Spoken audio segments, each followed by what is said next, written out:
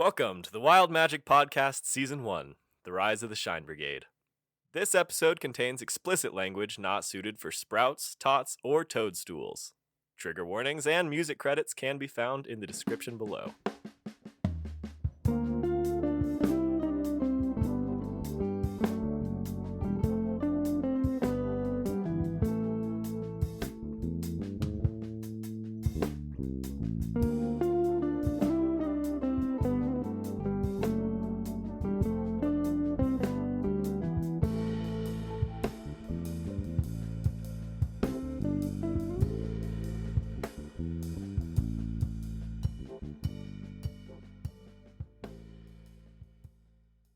Welcome back, Brigade. So last time, you, the Brigade, fought against the Toy Maker. After learning about his grand betrayal, he sent a couple of you into a void-like, shadow-like realm where you had to fight against yourselves in order to survive long enough to allow your teammates to break you out. While you guys fought for your lives, Michael Brown fell, his eyes filled with void, his mind taken over seemingly by these negative thoughts. And through some rolls, some close rolls, Michael Brown was brought back from the brink of being captured entirely by the void. However, it was at the expense of the rejuvenation crystal that Delilah received. You defeated the Toy Maker brutally. You got out of the realm of shadow, and all of you felt the reach of the gloom. This primordial force that exists on Cerulean that has been seemingly untouched and horribly corrupted for a very long time. All of you felt this sort of tendril that reached out to you, that connected with you, and you all accepted. And with that acceptance became a force of both the shine and the gloom, champions of both Cerulean and Sunflower. Where we last left off, you, the Shine Brigade, or the Brigade, stood at the mouth of this massive circular cave that exists in the center of Cerulean. You saw the same pulsating ichor that you saw in the visions, in the dark void visions, but in real life, in the center of this massive cave. Shooting off of this massive form in the center, this undulating form, are 10 gloom crystals that seem to start from this very center of Cerulean and shoot out into the crust of the earth. Standing here, where you think Grandmaster Frown is, at the precipice of the last battle for the fate of the worlds. What are you doing? Moment of fourth wall break. It's the final episode. We made it! Oh my god! Alright, so I'll put the fourth wall back. Alright, now, so we just go down and blast it? That's kind of what I'm thinking. I'll just go down and blast it? Does anyone have a better idea? It can't be that easy, right? I mean, I don't know about you all, but what the heck do we blast? It just looks like a big, dark blob. I guess locate what looks like approximately the center of it and concentrate fire upon there. Or is this more one of those things where we all hold hands and go stand next to it? No, I think this is a blasty one. I don't know, but I'm not the subject matter expert on holding hands. I've missed 2 out of 3 of these. You're still mad about that? No, I don't want to bring it up because I'm in bonding moment, man. Of course I think about that. You were doing That's my lowest moment in the Shine Brigade. Wall. Watching y'all hold hands and make beautiful friendship, and I was sitting there. No, I don't want to. Now it's not the time. We're not solving any problems by arguing. No, we're not. Yeah, let's just get blasted. I'm sorry, I think my nerves are getting to me. Yeah, I think we need to take a closer look. Okay. Are you okay, Michael? I'll be fine. Let's talk about it afterwards, if you really want to. I mean, it kind of feels like now or never on some things, right? Yeah, so let's go with never, then. Okay, but Michael, I'm glad you're here, and I'm glad you're okay. This is hard for me to say, but thank you all for your help. My family thanks you. Oh. All right, can we get moving now? Now that this is we're all sad. This doesn't have to be a moment of sadness. This can be our moment of togetherness. That's your way of looking at it. I'll have mine. Hey, we've been through so much together at this point. I know you've got your family. I've got mine, and Delilah, Griff, Recklin, you've all got your people. But we've got our own little family of people who never thought they fit in the Shine Brigade. And the past several weeks, I couldn't be prouder to be with any other group of people, to call my family of misfits. That was really sweet, Anise. Yeah. Well said. I still don't know if we're going to make it out of this or not. But for what it's worth, Griff, back there when we were trying to help save Michael, you apologized, and I just want you to know that I'm sorry too for everything. I think you're right. I think if we're getting out of here, the only way we're going to do it is all of us together. Well, I think you were right too, because it's not just the shine that's going to carry us through it. It's the gloom too. And I can't forget that sadness is going to bring us through it just as much as the joy and the hope. So, what do we do? I think maybe we should at least try and get a little closer before we start blowing holes in something we don't understand. To each their own. Coming up with a plan hasn't worked that well. It has not worked a single time. Blasting at any perceived threat has worked every single time I'm in the Shine Brigade for me personally, but... Okay, but I mean, how many times have we actually, genuinely tried a plan? I don't think we're good at following the plan after we've established the plan. Yeah, it's just plan thoughts immediately go out of my head and blasting thoughts take over the most of my brain, but I appreciate that you put it in there initially. Yeah, that's because the rest of us make a plan, and when we get to the Recklin part of the plan, we always just write blasting there. Okay. So, If we just include it just keeps working, I'm just saying. but that's the heart of all the planet's central gloom capacitors. If we damage those here, then Cerulean has no chance at ever recovering. Yeah, that's a good point. So, point one, don't break anything irreparably. Try not to break anything irreparably. Let's not make promises we can't keep. Okay. Okay, I don't like making promises I can't keep. That's all. Try not to break anything Thank irreparably. you. Okay, I shall. Point 2 of plan, blast things. Point 3 of plan, don't let anybody die. Seems easy enough. Yeah, I like this plan. If we keep it simple, we can't fail. Yeah, I like that. Step 4. Profit. Yeah. I'm getting the Gatorade sponsorship after this. I know it. Step 4, profit. It might not be much, but it is more plan than I think we've ever had before. That's something to be proud of. Felt like a back-hoofed compliment, but thank you. All right, well, Anise, you've got the biggest armor. You want to go first? Can't say I'd expect any different. First things first. What's the size of this area? It's What are you looking at? yeah, Is this a 2-mile hike? it's not a 2-mile hike, but Through hike. it is quite cavernous. It is a massive sort of hole that's been carved into the center, and I'd say it'd probably take you maybe 90 feet of movement to get to the center from where you're standing. And so in terms of distance, that's what you're looking at. The radius is about 90 feet. Basically, just as I mentioned, on all ends, there's these central gloom capacitors, these crystals that come from the earth and converge into the center crystal. Near you, there is one gloom capacitor that is walkable on. And I take it all of these just have void vibes going on? Oh yeah. All of this whole room just has this murky air of void that is intangible but very present. This black ooze, are we able to get any idea of its size, or is it just kind of hard to tell with the way it's moving and shaped? Yeah, I would say that this is about 10 feet, 15 feet across. So it's a pretty substantial, big black ooze. Is it moving at the moment, or is it kind of... Yes, it is. It is constantly pulsating and moving. It's kind of beating to what seems like a heartbeat even in its movements, but it's unnatural and broken and arrhythmic. Just need a big vacuum, please. Slurp it up. It's like one of those Exactly. parasites on the side of the shark, we just gotta rip it off. Yes. Mm-hmm. Yeah, that'll be good. We'll be fine. It's like a tick, you take a cigarette butt, hold it real close, and then it'll jump off. Yeah, you like that. So what are you doing? With the other people behind me, I guess I'm taking point, and walking toward the blob. Okay, Charge so on 3.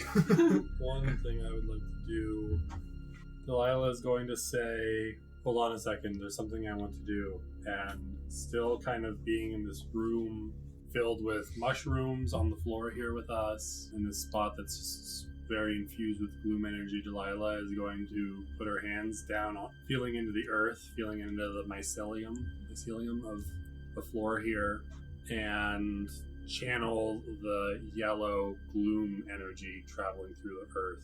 And as you do, these mushrooms begin to grow, and the fruiting body, the part that kind of grows above the earth, begins to blossom and spreading spores into the air. But the spores are all glowing with little pieces of yellow light, almost like fireflies. And as Delilah kind of stands back up, you all feel, as we like inhale just kind of are in proximity to these spores, you feel your own life force being bolstered. You feel like the tear of the void is separate from you. You feel more connected to the life around you. Delilah is going to cast Aura of Life, concentration up to 10 minutes. Life-preserving energy radiates from me in an aura 30-foot radius. Till the spell ends, the aura moves with me, centered on me. Each non-hostile creature in the aura, including me, has resistance to necrotic damage. Your hit point maximum can't be reduced. In addition, a non-hostile living creature regains 1 hit point when it starts its turn with 0 hit points in the aura. Ooh. Is this safe to inhale? Well, it hasn't killed us yet. Better than getting some of that black gunk into your lungs. Yeah, fair point. So Anise, you're taking a step into the cave. Yes. Step into the that cave. Yeah. As you take a We are step, doing step 1 of 90. as you take a step, you feel sort of the force of gravity around you seem to change. As you take a step onto the crystal, you feel like this immense gravity coming from the crystal, as though like each of these are its own planet even. So as you sort of take a step and take another step to balance, you notice that as you walk around the crystal, it always sort of has you upright. You can stand without feeling disoriented. Hey, all of you, just to be aware. And she walks like off the side. Anise, wait, what? Wait, what? These, it doesn't feel like I've got sticky feet or anything. I don't really know what's going on, but it seems like the crystals will hold us to them. Must be some gloom energy thing. Just to clarify for the image in my head, so we're basically in like this big spherical room with Yes. a bunch of crystal bridges, Right. all going to this like shadowy blob in the middle. That's correct. Okay. And the crystal bridges, I can just walk on any surface of them, and I'm always upright. Yes. It's wacky. That's wacky. That's gonna be really wacky in 30 minutes from now. Anise, you feel anything weird? Well, I mean, it's a little disorienting, but it doesn't seem to be anything terribly off normal, except for the walking upside down stuff. Okay, I'll walk up to Anise. You walk up to Anise. Lila swift too. Yeah, I also join him. Cool. Michael's there as well. Should we touch it? Blast it? Recklin? Do we start the party here? Phase 2? I'm ready at any moment. Well, I mean, we don't want to be blasting the crystals yet, right? Don't we have to get to the blob? I just heard someone ask me, say, can you blast? Okay, And I said so- yes. I think maybe Are we we- should get a little bit more spread out here, explore some of these other bridges, get in position before we really start this thing. We've got the Do you time want to set, come we from should. one point or come from different angles? I think it's better to come from different angles. Anyone else? I'm scared. I'll go walk back and just like knock an arrow in preparation. I'll hold down the fort from right here. Okay. Is there a clear path that I could get over to one of the other bridges without getting too close to the black ooze in the middle? No, you would either have to go to the back of the cave and try to maneuver, or jump. How far of a jump is it? Well, it's sort of a mathematics thing. I did the math.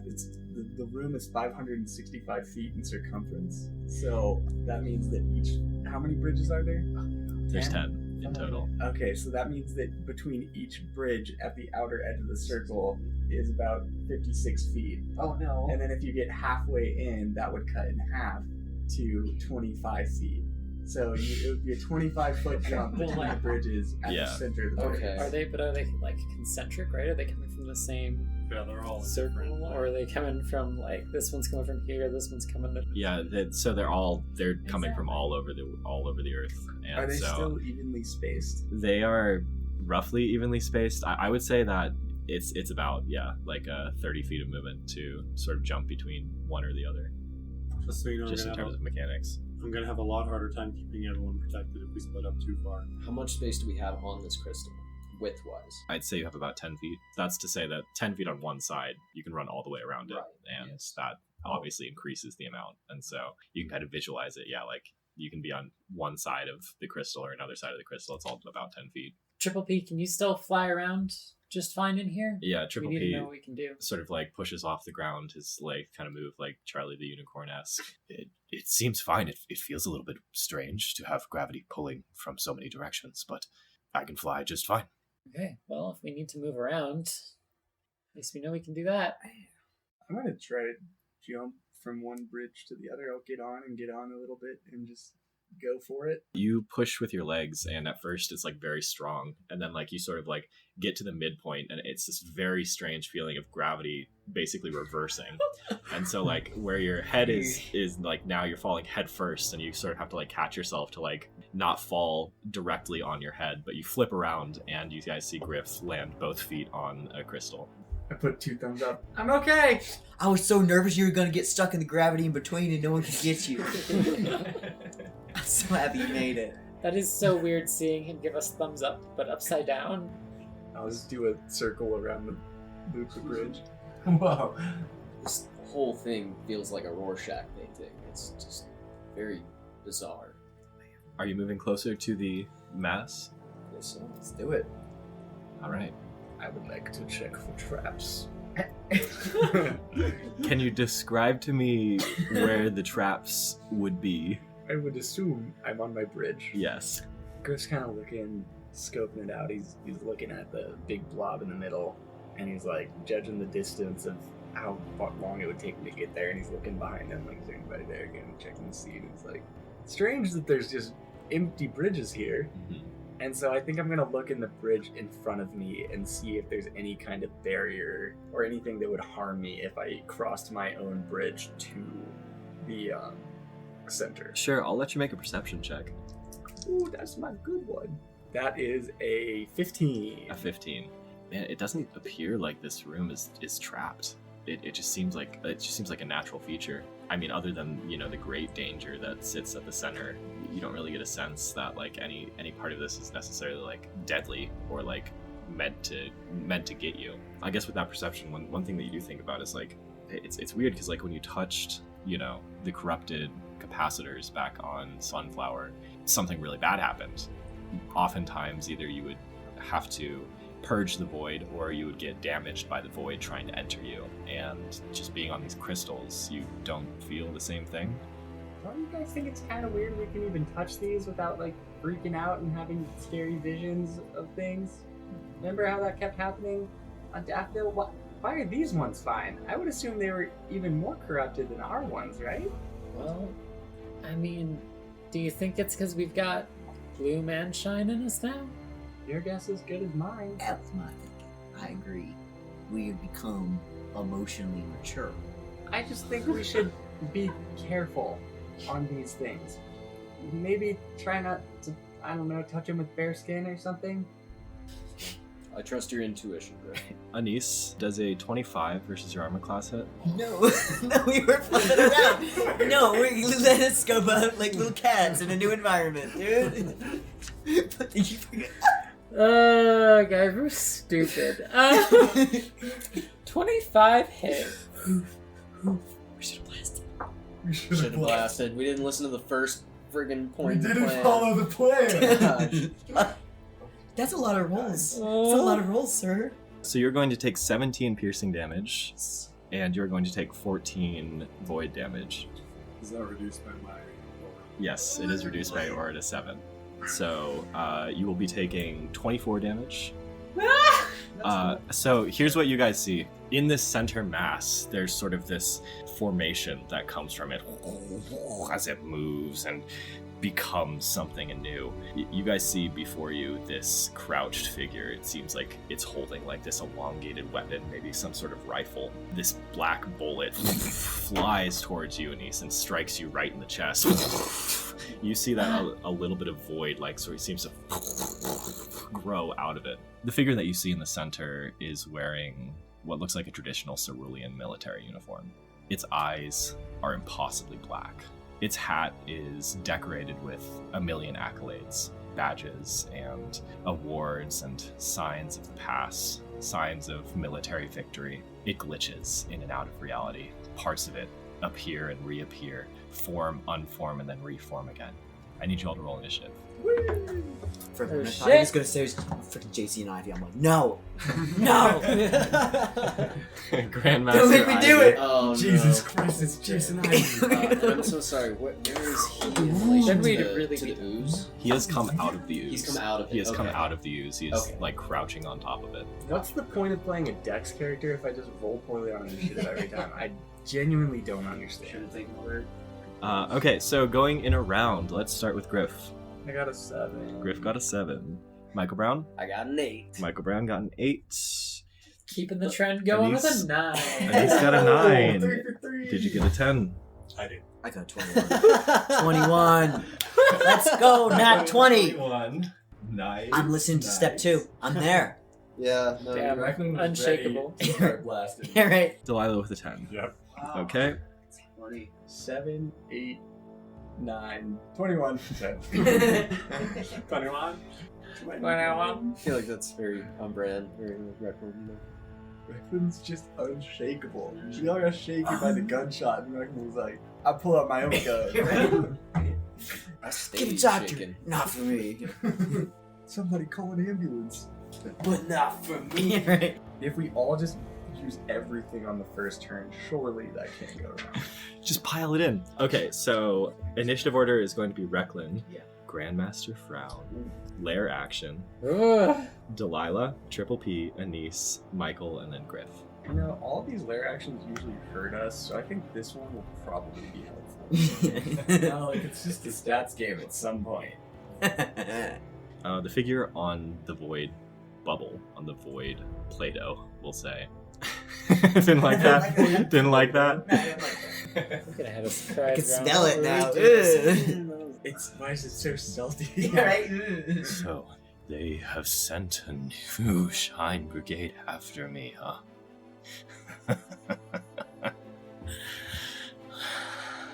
You're dang right. We're the Shine Brigade and we're here to kick your butt. And then I cast Scorching Ray. Right into blast. That's fun. So that's Let's 3, go. 4, 5, 6 rays. My intuition is telling me the bubble is Grandmaster. Probably. Well, Same. I blasted the figure. He said something mean. He has a gun. I don't like it. I gotta stay with myself. We should have just sat right outside the chamber and just shot stuff. Just throw rocks in. Alright. Like, hey, cut that out in there. There, you stop. Your gun can't read. So- I am sharpshooter. Okay, so the first one is a 16. A 16 will miss. Yeah, I figured that's okay. I got 5 more. That's a 19. That is a 27. 27 hits. That's good. Okay. I got 1. No. Okay, so I have 6 of these in total. I've got up to. Adding a plus Two. one value as well. Oh, plus 1. Okay. This is not gonna hit. It was lower. So I've gone off 3. 26. 26 will hit. Good. Okay. Got 1, 2, 4. Got 2 more rays left. This is looking okay. That's a nat 1, so, you know, win some, listen. Damn. Wait, so I have the plus 1 to what now? It's spell attacks. A what now? Okay. That one's a 16, so it doesn't hit. That 16 misses. That's okay. So we got 2 Scorching Rays in, which is pretty Well, that good. first one was actually a 17, right? Oh, would have been a 17, yeah. Oh, that matches, so let's pull out the coins of fate. Whoa. Guys, I found his AC. All it took was 6 scorching rays. All it took was 6 Scorching Rays. Technically, it only took the first one. Oh. True. Yeah. Okay, first coins of fate. In this battle between good and evil, void and shine and gloom, let's make the first coins of fate flip. It gotta be heads because I'm kicking his tail. Ha Okay, heads has been called. Would you like me to flip it? Yes, sir. Okay. That's heads. Yeah, baby! That's 3 scorching rays. So that is 6d6 fire damage. I mean, we just can't lose after I that. cannot lose. It is impossible. So that one shot's him, right? And one shot's him. He just blows up, guys. Got him! Just stop blasting. Hey, Google, thank you. That was pretty good. That was 22 fire damage. Yeah, and Wrecking just spins it like it's a big old gauntlet, like, and then just haphazardly just lets it go. He's been told he has been allowed himself permission to blast, and he will hold nothing back. Pray and spray. Yeah, pray and spray, and it works out half. Yeah, so as you fire these scorching rays, some of them go wide, go a little bit too far. The ones that do hit collide with Grandmaster Frown. Like parts of him seem to be blasted away and then reformed by this void that pulls from the center. Okay, so do you have any movement that you'd like to do with your turn? I know we said to stick together. And I am sticking together, but kinda. I'm just assuming you will follow me as I kinda go in like, we're gonna kick your butt! And I just start going towards his direction and blasting. So I'm a little bit in front of the party at this point. And that is my turn. So was it the spray half or the pray half? You're right. Because that would be good to know, you know? I would say it was probably the spray I part. think the prey starts Okay. now. The spray starts now. Yeah. Yeah. On 20, we have the lair action. I brought my iPad because I added this little spinner thing that will determine what will happen Oh my goodness. as part of the lair action. And That's fun. I'll put it in the center of the table so you guys can spin it. But first, I got to make sure that it doesn't dim. You're gonna make and us spin our own wheel? That's messed up. Question before the spinning happens. Are our magic items restored? They're not. They're not. No, if you failed the check, they were fundamentally destroyed. Yours wasn't. Yours is Mine never. Yeah, Yeah. yours We was- were for we were Delilah, party enemies team. for 5. even got to use mine. My HVAC machine was Get so overpowered Shrek. to miss it. There's no reason for me to use ice magic anymore. It's dead to me. Sorry, guys. As someone who really likes Fireball, I just can't let us be in a cluster. I'm too aware of the dire consequences. At least now we're mostly unclustered. So if we could, make a little bit of room in the center. Thank you so much. So Oh no. It's a color wheel. Color wheel! you guys see this pulsating in the center. All of the central gloom capacitors that go to this mass suddenly turn a deep shade of void. I need someone to go and hit that spinner and see what happens. Oh yeah. For everyone at home, this spinner displays the colors of the rainbow, the colors of shine and gloom. Spin. Come on, Red. Yeah, Red! That's gonna be good. It's gotta be good. I think I got a reaction. What did you say about blasting? Oh no, wait. I need everyone to make a Constitution saving throw. Everyone within 10 feet of me has +3 to their roll. Well, I don't know. Damn. Is this considered a spell or a magical effect? It is technically a magical effect. Okay, I jumped, we did the math, 25 feet away from the party. So Yes. technically I would still be within the 30 feet of Delilah's aura. And how big is your aura? 10 feet. Mm. Go ahead and everyone say what you got, starting in a round, starting with Griff. Oh, 10. A 10, Michael got a nat one. a nat 1. Ooh. Nat 20, Nat 25, 20. baby. Net 20, 26, baby. Damn! 16 for Delilah. 16. Everyone that rolled a 15 or below is going to be taking fire damage. I think their 2 nat 20s should at least, like, Yeah, right. you know, they can kind of, like, jump over and save me. Everyone that failed will take 8 points of fire damage as this void seems to excite and corrupt the crystals. The room becomes impossibly hot. Your feet seem to be scorching under you. Also, Recklin, fire damage is doubled this turn. Oh. Oh, too Oh. bad. Pray, No. You were too early. If I just keep doing Fireball, eventually it'll spin out for me in my advantage. It is now going to be Grandmaster Frown's turn. So, Grandmaster Frown is going to first reload his weapon. You hear like a and then he's going to take a shot at Recklin. He doesn't even have an automatic loader on that thing. What a nerd. So that is going to be a 30 to hit. Ooh, even Shield ain't gonna save that. I'm not gonna That try. wasn't a crit, right? It was not a crit. Okay. Whoa. Oh Okay. Frightening. Yeah, I don't like that. Yeah, go for it. Can I shield that up, hits. Don't need it. Yeah, no need for shield. No need. No. Not applicable. That's not gonna help. 30, dude. Damn. Rude. So you're going to take 25 points of damage total. That's 17 piercing and 8 void damage. You are protected against voids, so that will actually be 4 void damage. 17 piercing damage, 4 void damage. Okay. You see a very similar thing happen, just like this void bullet comes firing at you from this heavy weapon and just pierces into your chest. Part of it, the place where it hit, feels so cold.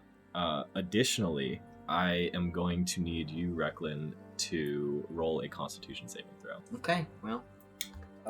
Flash of genius reaction, add +4 to that. Recklin, you're the bravest person I've ever known. Oh, thank you, Michael. Well, I'll poof you. I really appreciate that. That's an 18 plus 4 is 22. Okay. Plus 3 for these as well. Plus, well, I'm feeling 10 feet. I saw it, I don't think I. Great, you save against an unknown effect. Uh-oh. We love that. We love that. We love that. I prefer saving against a known effect, but I'll take it. Hey, pickers can't be choosers now. Don't be ungrateful. You think you're gonna shake me? You think that little shotgun will make me feel crazy bad now? No, unshakable. Pleasure to meet you, Mr. Frown. My name's Recklin. I'm not gonna be shaken. Recklin, just for, not to be a stickler, but I think it's a rifle and not a shotgun. He's I don't shooting it. want to get the wrong I idea, don't know you guns that know? well. You'd be surprised. I don't. The Shine Brigade is but another blip in my path. Up next is going to be Delilah. Well, it seems like blasting is the path we've chosen here. I think with her bonus action, we're just going to start out with the ever amazing first choice of spiritual weapon. So Delilah swings her base around, channeling the blue gloom energy infused with her. As the crystals overheat and begin frying the room, basically, I think Delilah is using this blue energy to decay the heat, to cool it down, to kind of impose some entropy onto the room to keep herself safe from that heat. And as she builds up the decay around her, she sucks it all into her base and then hurls it at Frown, because that has 60 feet of range. So am I in range? I'll move up. You have to move up. Okay, cool. I'll move up. Am I standing in line with Recklin now, or? Yes, because Recklin ran up on the same gloom crystal, so you are right in line with Recklin. Great. And that is going to be, Delilah's just not rolling very well today. It's a 12 versus armor class. That will miss, unfortunately. Yeah. And then that counts as casting a spell. Path to the grave, range of 30 feet, which I'm probably not in there. That's correct. Cool. Then we are just going to cast Toll the Dead on Frown. Okay. DC 16 Wisdom saving throw.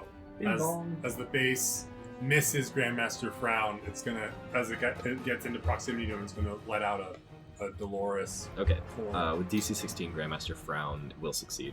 He takes no damage then. Okay. As this blue energy just probably does nothing to the void, Delilah's base flies back to her hand.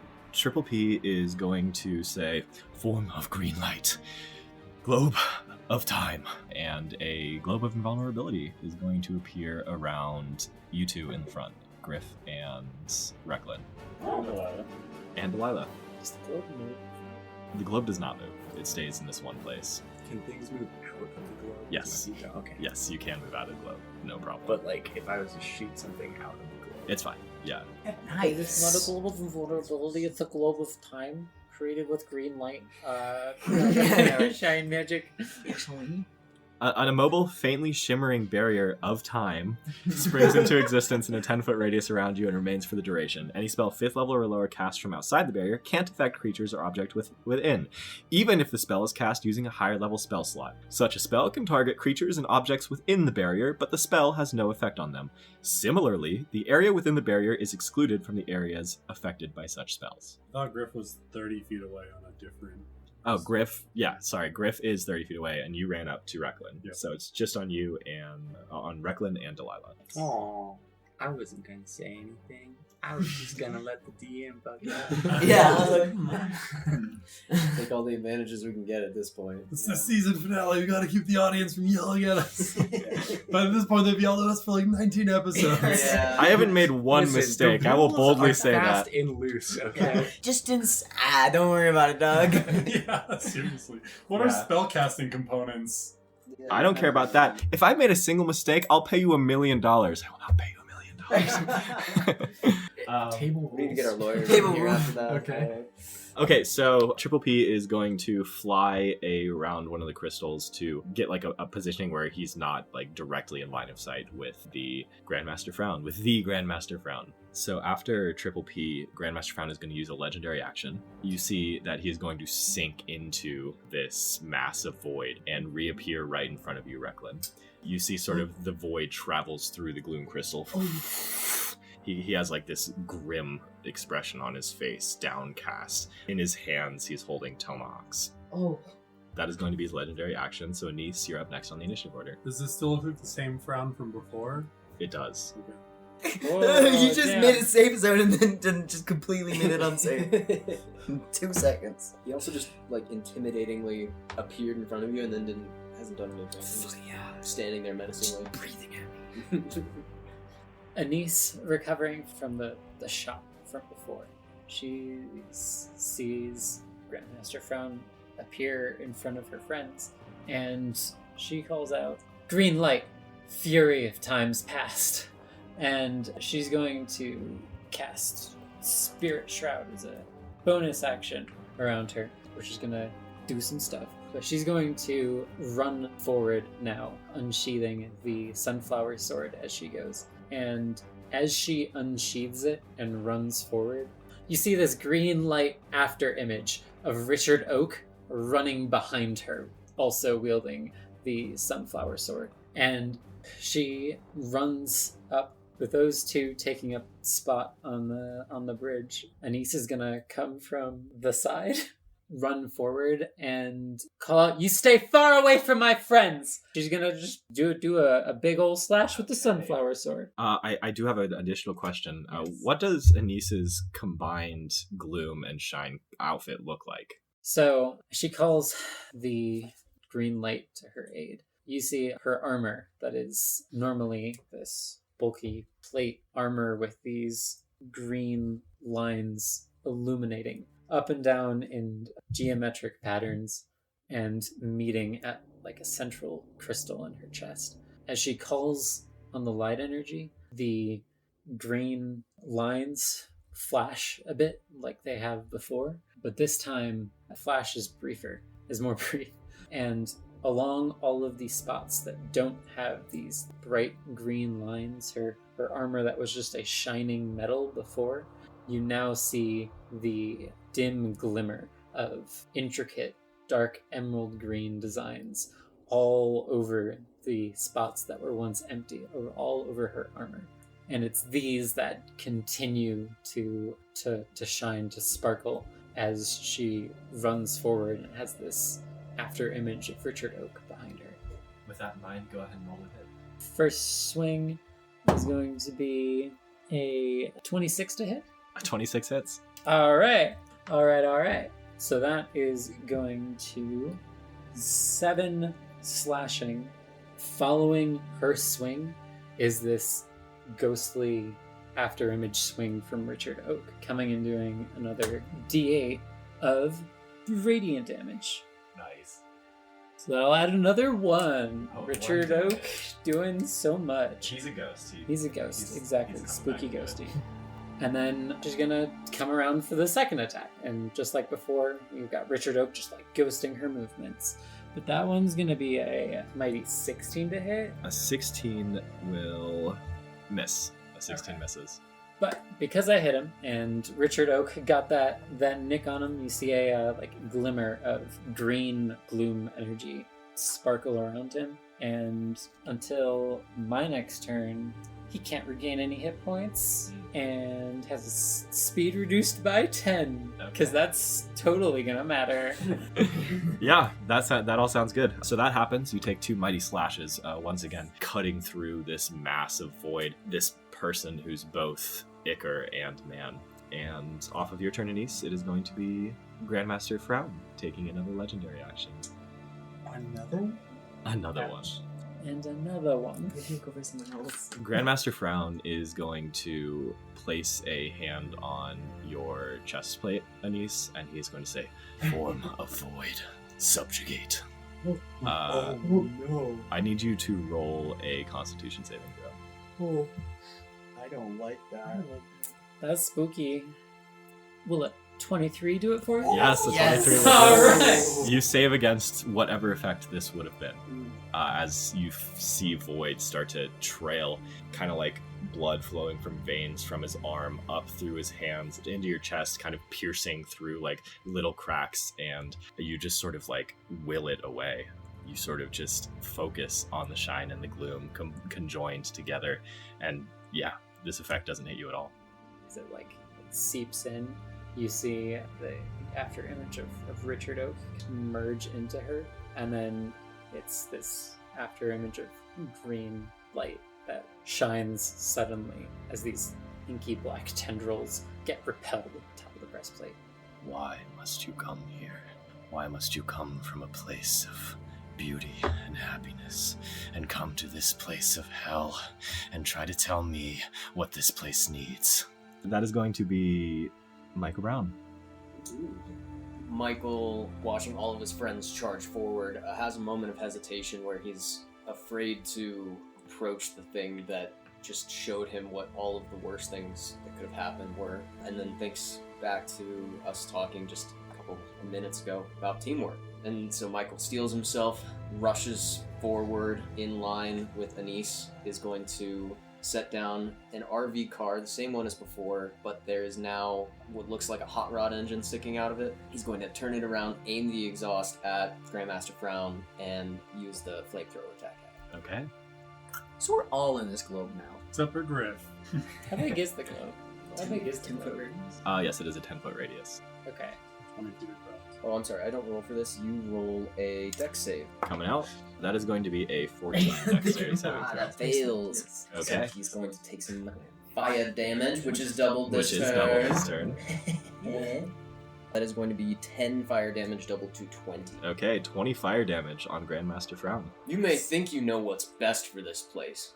Seeing how it is right now, it's clear that you're not. So Grandmaster Frown is going to, if that's the end of your turn, use his last legendary action, and he's going to say, "No, I used to be a father. I used to go to community events. I had a home here. I had everything. You don't know what is best because you haven't been here." He's going to place a hand on your chest, and he's going to cast the same thing that he did on Anise, and I need you to make a Constitution saving throw. What do I get for your R? +3. +3, okay. Looks like it might be time to find out what that effect is. That is a 14. A 14 fails. Can you use your spark of okay. genius thing? I can. Well, I guess if you'll allow it after I've set the roll. It depends on what the So it's what flash the of wording genius is. reaction. Yeah. Yeah, Oh, if it's do you wanna just use a a reaction. It is just a reaction. Okay, Yeah, use your... No. It's my turn Yeah, again. it's- yeah. Oh, okay, how- I should refresh. So you can Thank use you your for that reaction. reminder. You can use your reaction right now if you'd like. I would absolutely love to do that. Add +4 to that roll. It is an 18. Okay, an 18 saves. We will not find out. Save my life, Yay. lady. That's why I'm here. Okay, so after Michael Brown is going to be Griff. I take back what I said. We're always playing exactly by the rules, by the book. Griff's like, wow, I'm really glad I'm over here and not over there. And then I'm gonna cast Hunter's Mark on him. Form of indigo light. Guide my bow. And I will mark him as my quarry. And then I'm going to take an attack roll versus him. Yeah, that's a good question. God, no, remember like So this. Hunter's Mark Yeah, I is a was thinking the spell, same and thing. Grandmaster Frown is within the globe of invulnerability. No! Oh, rough. Any spell of 5th level or lower cast from outside the barrier can't affect creatures. That's okay, that's okay. Because I can cast Favored Foe. Yes, you can. Because it's not a spell, it's special. Sure, sure. So I will cast Favored Foe, and I will instead say, Indigo Light, find my enemies. You just see like a shimmering target appear around him in like this indigo light. And then I will roll to hit, and I will use Sharpshooter, the additional 10 damage at Okay. -5. Go ahead and roll. That will be a 19. A 19 will hit. Go ahead and roll for damage. 16, 26 damage on the 26 first damage. one. Okay. And then I will take my second attack, and I'm going to use Sharpshooter again on this one, and that's not going to hit. Okay. That one does not hit, but yes, your arrow flies true, strikes Grandmaster Frown. You see the indigo light coalesce slam into him. The same thing happens, like a little bit of void seems to like chuck off of him, and then it reforms. Can I do a perception check on the pillars as like he reforms? Yes, absolutely. That is going to be a 23. A 23. There is something about how each of the gloom crystals are corrupted that seems to feed into this mass in the center. You get the feeling that as long as they are corrupted, as long as they continue to feed this mass in the center, it won't be easy to defeat Grandmaster Frown. Guys, I think we're fighting an uphill battle right here. We gotta somehow detach him from these crystals outside. And then to myself, I'll be like, 1 of 2, that's a 50%. You're not passing the test, Griff. And I will run over, use my movement to get as close as I can to the nearest crystal to me. You're standing on top of it. Oh, the bridge is the bridge is right? the crystals, yes. All of these bridges are the central gloom capacitors, the giant crystals. I'm already in place. We're good. So off of Griff's turn is going to be Recklin, top of the order, faster than even a lair. Alright, I've been blasting the wrong SOB, I see. Okay, gotta get them crystals, that's alright. So, just as a note, so Recklin, his previous outfit was this kind of like this 60s space pastiche, like kind of tacky nightmare. It looks like it, it's very much the quality of some of the early Star Treks in stitching. It was a rough thing to see, but this new Gloom Recklin outfit was as if they kind of reboot the series like 30 years in advance and made the same outfit substantially much more cooler, sharper edges, a lot less use of the really big red piping it previously had. Now it's replaced by a lot more like smart little kind of accessories. It's still a lot, and there's still a very prominent mirror cape and these little silver epaulettes on the shoulder, so it certainly, and he has some now very sparkly silver shoes.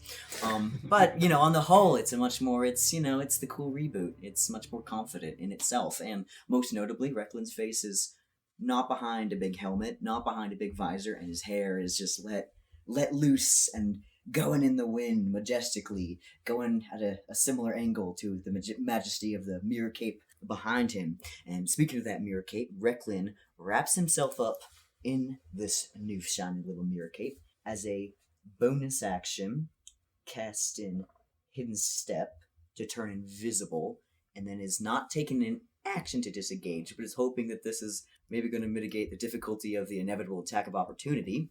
Kind of, I'd tackle the wrong SOB, and then wraps himself up, goes, and then tries to jump off to the next pillar using his movement. Are you targeting the same one that Griff is currently on? No, because I'm going to fireball the heck out of it. I don't want him to be there. Okay, so you're jumping off the crystal. I guess I could just go. I actually don't. I can target the crystal from probably so I would just go out. Actually, I don't think I'd try to jump. And be like, wait, I don't gotta jump. I can blast from a distance. There's no need. Hold on. I don't need to stand next to the thing. Yeah, I don't need to. Wait. Now hold on. I see a moment of reflection that it's not prudent for me to go where I need to blast. And then with that, I cast Fireball at the other crystal. Does it make it has to make a dex save? So you are firing it at the crystal? Yeah. And the intention is to destroy. Just to destroy. To destroy. Okay. Incinerate. You fire the fireball at the crystal. I need you to roll damage on it. Okay, cool. We're keeping him on that fire damage. Yes, it is fire damage, which is doubled current. Yeah. I'm also going to add on a little thing called one of my feet. I'm going to use my elemental affinity, yes sir, to add my charisma modifier to one of the damage rolls. So that's going to add an extra if you're doubling it. For those at home, that adds an extra 8 points of damage. So we are casting this at the highest level I can, because that is how I do Fireball. Yeah, so that's 4th level, because I already used my 5th level. So that is... Okay, that's 9d6 of fire damage. We're going to be doubling this, y'all. Oh my god! So that's 49 points of damage, not doubled. So that is... 98 points of damage plus 8 is 100. Started double thinking myself. Okay, does 106 fire damage do anything to this pillar? Yes. Yes, Okay. it causes irreparable damage to the crystal. You see that it has been entirely shattered. There's this horrible like sound of air falling into a vacuum as you see like void and shine and gloom all pour out of the crystal and fill the area around it. Recklin, I don't know if you should have done that. You said destroy the crystals. I certainly did so. Alright, let's just keep destroying and see what happens, huh? You think you're so tough over there in your little globe over there? Nah, I'm out here, you're not gonna get me. Recklin, I'm being serious. You could cause irreparable damage to the planet. Oh, well, you told me to do that. Jeez, I don't know what I'm supposed to do. So, lair action, I need someone to roll the wheel. Spin the wheel. In the wheel. Go in a circle. Spin the wheel. Michael. It's gonna be fire. It's gonna be green. Come on, fire. Come on, fire. Red. Blue, no. Blue. It's not bad. Okay. I can't use that. I need you all to make a wisdom saving throw. Is the globe of invulnerability affecting this at all? No. Okay. Does it count as a magical effect? It is a shine. Well, it is a gloom effect, so yes. It's the I thought the globe of invulnerability prevented like AoE stuff. Yeah, it prevents like spells, but this is more of like the whole room is experiencing this. Like Gotcha. fundamentally, everything inside is experiencing Okay, this. I dig and- it. It's With being advantage, cast. I rolled a 2 and then a 3. That's rough, buddy. Oh, I was having Hey, a hard night game. at least you get that +3 for being close to me. Yeah. Okay, so let's go in a circle, starting with Griff. I got a 5. 11. 11. This is a whiz save, you said? Yes, this is a wisdom That's a save. wisdom save, oh no. 27. 27. All Can I right. have like a 15? A 15. 14. 14. So 15 or lower is going to be a fail. Recklin, we're going to flip coins of fate for you again, real quick. Heads or tails? Kicking butts, so heads. Heads. Flip. Yes, sir. That's going to be heads again. Yeah. So you save against this effect. God. He knows what's up. We need to do an investigation on that Right. one. It's Point, rigged. It's please. currently rigged. So everyone who failed is going to take just 5 points of decay damage. Halved if you're near in Delilah's aura. Which we established that I am. Is that rounded up or down? That is going to be rounded down, so you will take 2. No. I think all of us are in that. Little aura, dinky. I don't know how far away Reckless ran. I don't think too terribly far, because he just was trying to get out of the globe of... Yeah. I think it's a 30-foot radius, so... Similarly to before, all blue base damage is going to be doubled this turn, and on the curtails of that is going to be Grandmaster Frown. Grandmaster Frown is going to sort of just... You're invisible, right? No longer after I cast that spell. Okay, so did you disengage? You're still like right next to him? No, I kind of... So, we might have to... So I did invisible to make it easier for me to disengage. Yeah. But I'm assuming he tried to do an attack of opportunity. Yes. Okay, so we'll resolve that real quick. It's going to strike at you with the Tomahawk. That is going to be a 19 versus your armor class. Do we have disadvantage for the boy being invisible? Yes. Yes, I will roll that at disadvantage. Yes. I rolled the same thing. Okay. No, damn. Oh, it's okay, it's okay. Worth a shot. Worth a shot. Okay, yeah, I'm gonna take it because I want to do something. So the damage is doubled, but then it's also halved. So it's just normal. Normal damage. Because of my aura versus the layer. What My is- aura grants resistance to necrotic. Yes, this is not going to be necrotic damage, though. Oh, okay. Oh, bummer. Okay, well, maybe I should have done a shield. I was really excited about my reaction. That is going to be 17 points of slashing damage Okay. as the Tomahawk comes slashing into your form. I just got this suit, dude. Grandmaster Frown is going to say to you, if you don't have anything to do right I now. do have a reaction. Oh, okay, go ahead. So I've taken damage from a creature within 10 feet of me. I shall use my reaction. I need this creature to make a strength save, please. Okay, strength save coming right up. That is going to be a 19. Okay, he still takes some damage though. Alright, so he did save that. That stinks. But he does take half of 2d8 force damage. Okay, well, that rounds down to 2 force damage. That 2 was really force worth damage, all okay. that damage. I was so excited about this thing. Reaction, and he does not half damage, no push. So I think as he does it, Recklin lets off just like a feeble attempt to push him back with the HVAC, but he's again been doing a little bit too much fire damage. He doesn't have the cooling capacity to really get in the pressure differential required to make a big, so it's a little ineffectual. It does a little. You can see it kind of dissipates some of his form, but it's not particularly strong. And everything just settles back. Grandmaster Frown is going to say to you, do you know what you have done? Do you understand? If we ever rebuild this place, that town, that city is doomed. Going to take 2 melee attacks against you, Recklin. Well, if you tell us, maybe we could work it Is out. Frown moving over? Because Recklin still ran. Oh, Recklin is away. Okay, Yeah, so that means these are going against Michael Brown. Shit. Bro, buddy. First one is That's a so 23. That's a hit, yeah. Second one is going to be a 25. Okay. Yeah, good thing I didn't cast shield. We still got the dice hand ready. Yeah, I was like, well, that seems like a war crime. That's a court-martialing. I was told to destroy the crystal and I believed you. I didn't say destroy it. I said we had to figure out a way to get him off of them. It's not impossible that you could be right.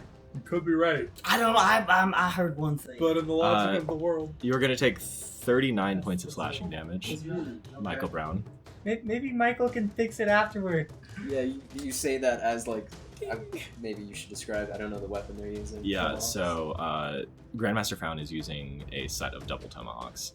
And so pulls the first one up, flourishes it in the hand, brings it like brutally downwards, like into the area between your neck and your shoulder. Whoosh, rips it out with the other one, drives it in the exact same place. Whoosh, driving in 39 points of slashing damage. Okay, you guys do notice that on the back of the crystal being broken, it seems like the pulsating in the center has grown weaker. Take that as you will. It is going to be Delilah's turn. So, even though we've been flavoring Delilah's spiritual weapon is throwing and coming back to it, Yeah. technically it floats at a point, which is where we were originally fighting from. So Delilah is going to use her bonus action within the rules to move her spiritual weapon 20 feet. In a couple of turns, we'll finally get it back to the fight. Maybe you can just slap the blob. Like, that might work. Oh yeah, I mean, I might as well, right? Like, because it's already over there.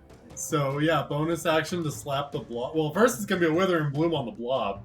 On the blob. Yeah, I Okay. mean, it's a free Withering Yes. Bloom. I'm gonna use it. Yeah, So sure. the blob needs to make a DC 16 Constitution save. So I'm actually going to need you to roll a shine check. Yes, a shine check. We're discovering things. We are learning. Research. 19 episodes in, we're learning.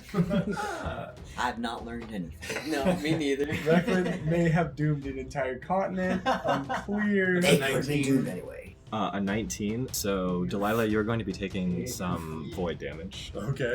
Yep. As you, Through the. yes, through the connection. Okay. You're only taking 2 points, reduced to 1 because of your resistance. Nice. And let me describe to you what happens. So as you sort of like reach into yourself, this gloom and shine connection within you, you get the feeling that like even just like trying to pierce it, trying to hit at this void was doing something to it, was trying to get the void out, was trying to pull it out of this gloom. And what you did didn't seem like even close to powerful enough to make it happen. And even just touching it with a spell, even just feeling that connection, causes you to take a little bit of damage. Okay. But I get the sense that a very powerful spell could. Not in its current form, but perhaps if you were to weaken Okay. the thing in the center. And then with the bonus action, moving the spiritual weapon slightly closer to the conflict. Great. Now, Blight has no effect on an undead or a construct, but does 8d8 necrotic damage double on Gloom if he's not undead or a construct. That's a lot of damage. That's a lot of damage. Or it's no damage. I guess we'll find out. I mean, you got other stuff that could also be a lot of damage, or not? Send it. Not send it. Send it. What Send even is he? We're gonna find out. He's just a little lad. He's just a little boy who's been very injured by dark energy and forces. I'd say the crystal is definitely a construct. So there's no point in trying to blight the construct. I think it's like a guiding bolt on a crystal, which Delilah really doesn't feel good about, even though it's probably the solution. Maybe we find some other ways to. Yeah. There's got to be other ways to cleanse the crystals, guys. I'm gonna do it. Xander's gonna be like, it says right here in my notes, I wrote this down before you showed up tonight, Leaf. I'm gonna cast Blight on Gloom, And if he's not an undead or a construct, he needs to make a DC 16 Constitution. Okay, so this is going on Frown. Yeah. And this is a DC what? 16 Constitution. Constitution. Okay, I am rolling this. That's a good sign. And that is going to be a success. Okay, he's still going to take half damage, so he's still going to take full damage. Sure. I'm so good at multiplication, guys. This really is an exercise today. That is 40 necrotic damage. 40 necrotic damage? Dang. How's he looking? He looks like the embodiment of void. Like a mass of things and movement.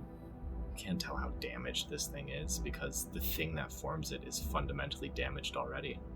It is going to be Triple B's turn, but he is going to take a legendary action first. He is going to sink into the gloom crystal and reappear in the center block. He's got a gun. Triple P is going to say, form of green light, stop time. And is going to try to catch banishment on Grandmaster Frown. Oh, nice. Lord. That's a good idea. Okay, let me just make sure that I'm doing this right. This is a charisma saving throw from Grandmaster Frown. Mr. Frown went to heaven. I sat here all night and spent so many ways trying to figure out how blue That's light wrong. could cast banishment, and I just couldn't come up with a gig. Disintegrate. He is unfortunately going to succeed on that. Oh. Doesn't go to heaven. You see Triple P sort of sends this like beam of green time energy sort of wraps around his horn, sort of going along with the curves, blasts out, hits the giant mass in the center and seems to dissipate. It looked really good. Thank you. He's gonna say to you, Anise, this is the one that killed them. We can do it. We can save everyone. This is the one? Do you mean there was another? Wait. I'm just confused. There's no meaning. Okay, cool. He's just talking I about was Grandmaster Frown as the confused. jerkwad that killed all Okay. his friends. So that makes Yeah. sense. Yeah. Or is it? Oh my god. You see Jason Ivy appear out of nowhere. No! He would never. Okay. We leave him out of this. We'll save everyone all together, Triple P. Together. Triple P is going to fly to get a flank on Grandmaster Frown, continuing to sort of weave in between these central bloom capacitors. And that is going to be legendary action number 2 from Grandmaster Frown. This is going to be a gunshot, and this is going to be targeting Recklin. I get it. That's fair. I get it. That is going to be a 16 versus your armor class. I've already used my reaction, so yeah. So, Ooh. my 2 points of force damage. is How so close? How close to us are you? I'm not too far. I think I'd still be within. Like, I didn't go. I just went enough to kind of disengage, like 10 feet probably away from where Grandmaster Frown was, which is by you guys. So I'm assuming I'm probably within. I don't know if I'm necessarily within 10 feet of you and these. Yeah, that's 30 feet that's of fair. Delilah, I would say. That seems right. I was standing right next to you originally, so if you only moved 10 feet away, then... Yeah, I think we should be good. You're going to take 13 points of piercing damage and 15 points of void damage. Eesh. So we've been counting that one as necrotic in the past, so we're going to continue counting it as necrotic. If you are taking half from that, that is going to be... Half and then double. Yes. Oh, okay. So- So this one is void, just in Just terms of straight rules. I goofed it a little bit. Void damage will not be doubled as part of the lair action, but it will count for purposes of Delilah's resistance. Oh, okay. Yes. The overlap between, blue and void is a little bit awkward, so we're just going to try to streamline the rules so they're at least fair. It's been very awkward for me on this whole podcast, yeah. I was like, am I the bad guy? Am I evil? He's the baddies. They're different kinds of necrotic damage. They're different flavors of necrotic damage. So. Yeah, guys, heads up, I'm not doing good, but it's okay. I'm confident I'll be able to pull up the rest of this fight with 14 HP. Easy. Easy. Okay, so with that is going to be Anise. She's gonna turn and look at Delilah and Michael beside her. Do you two think there's any way we can put some sort of blocker or something in the crystals? We something to stop the void from having access without destroying these crystals? I'm sorry, Anise. I got nothing. Well, then I guess we gotta give it our best shot with whatever we can try. She's just gonna run another 30 feet ahead just enough to still be in the aura of Delilah's aura. She's going to run another third of the way toward the center down this bridge. And as she runs, she sheathes the sunflower sword. And she's going to take a glove off of like one of her armored hands, and it dissipates like as she takes it off, and it just dissipates into light.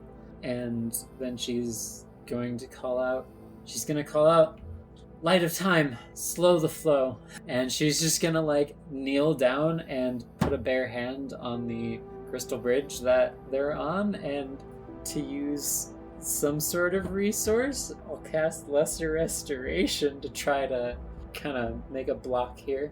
Anise, you've touched a lot of corrupted crystals in your time. An obscene amount, probably. And when you did this... Mom's got her history, okay? When you did... Break my mojo. When you did this on Sunflower, it was difficult. You felt the light, and you knew how to shift through it. You knew how to get the void out. But it was so difficult. There was something that still seemed to block you, seemed to not be quite right. But with the shine and the gloom coalesced into one, you feel as though you have more of an affinity towards the crystals. You feel a deeper understanding. And with that in mind, I'm going to need you to make a shine check. All right. Okay. That's going to be a 19 to try to create just like a blocker, just to like slow this flow. With a 19, you do exactly as you've described. You feel the void inside of these crystals, this horrible mass, this infestation, this parasite, and you're able to place a hand on its surface and pull some of it out. Pull so much of it out. I think as I go down and place the hand on the crystal, first, nothing happens. But then connecting that gloom and the shine, as you said, that after image of Richard Oak that's been following her around, it kind of like shifts out of her body and just like flashes around to the other side of this crystal bridge, like doing the same motion. And you can see in that like green light after image, you can like see the void energy coursing up its arm as it's pulled out as well. Yeah, you see the after image of Richard Oak, and this is sort of it's a way that you haven't really seen him before. Confident, smiling, placing a hand on the crystal, and being the hero that he was born to be. And you both pull the corruption out of the gloom crystal. For all intents and purposes, this gloom crystal is no longer providing void energy into the center. You see that once again, the void in the center seems to be weakened. I give a pointed look to Recklin. Gonna give a like telepathic message to Triple P. Triple P. Yes. I think we did it together. Who? Richard and I. Go to the other crystals. Try to channel the gloom and the shine.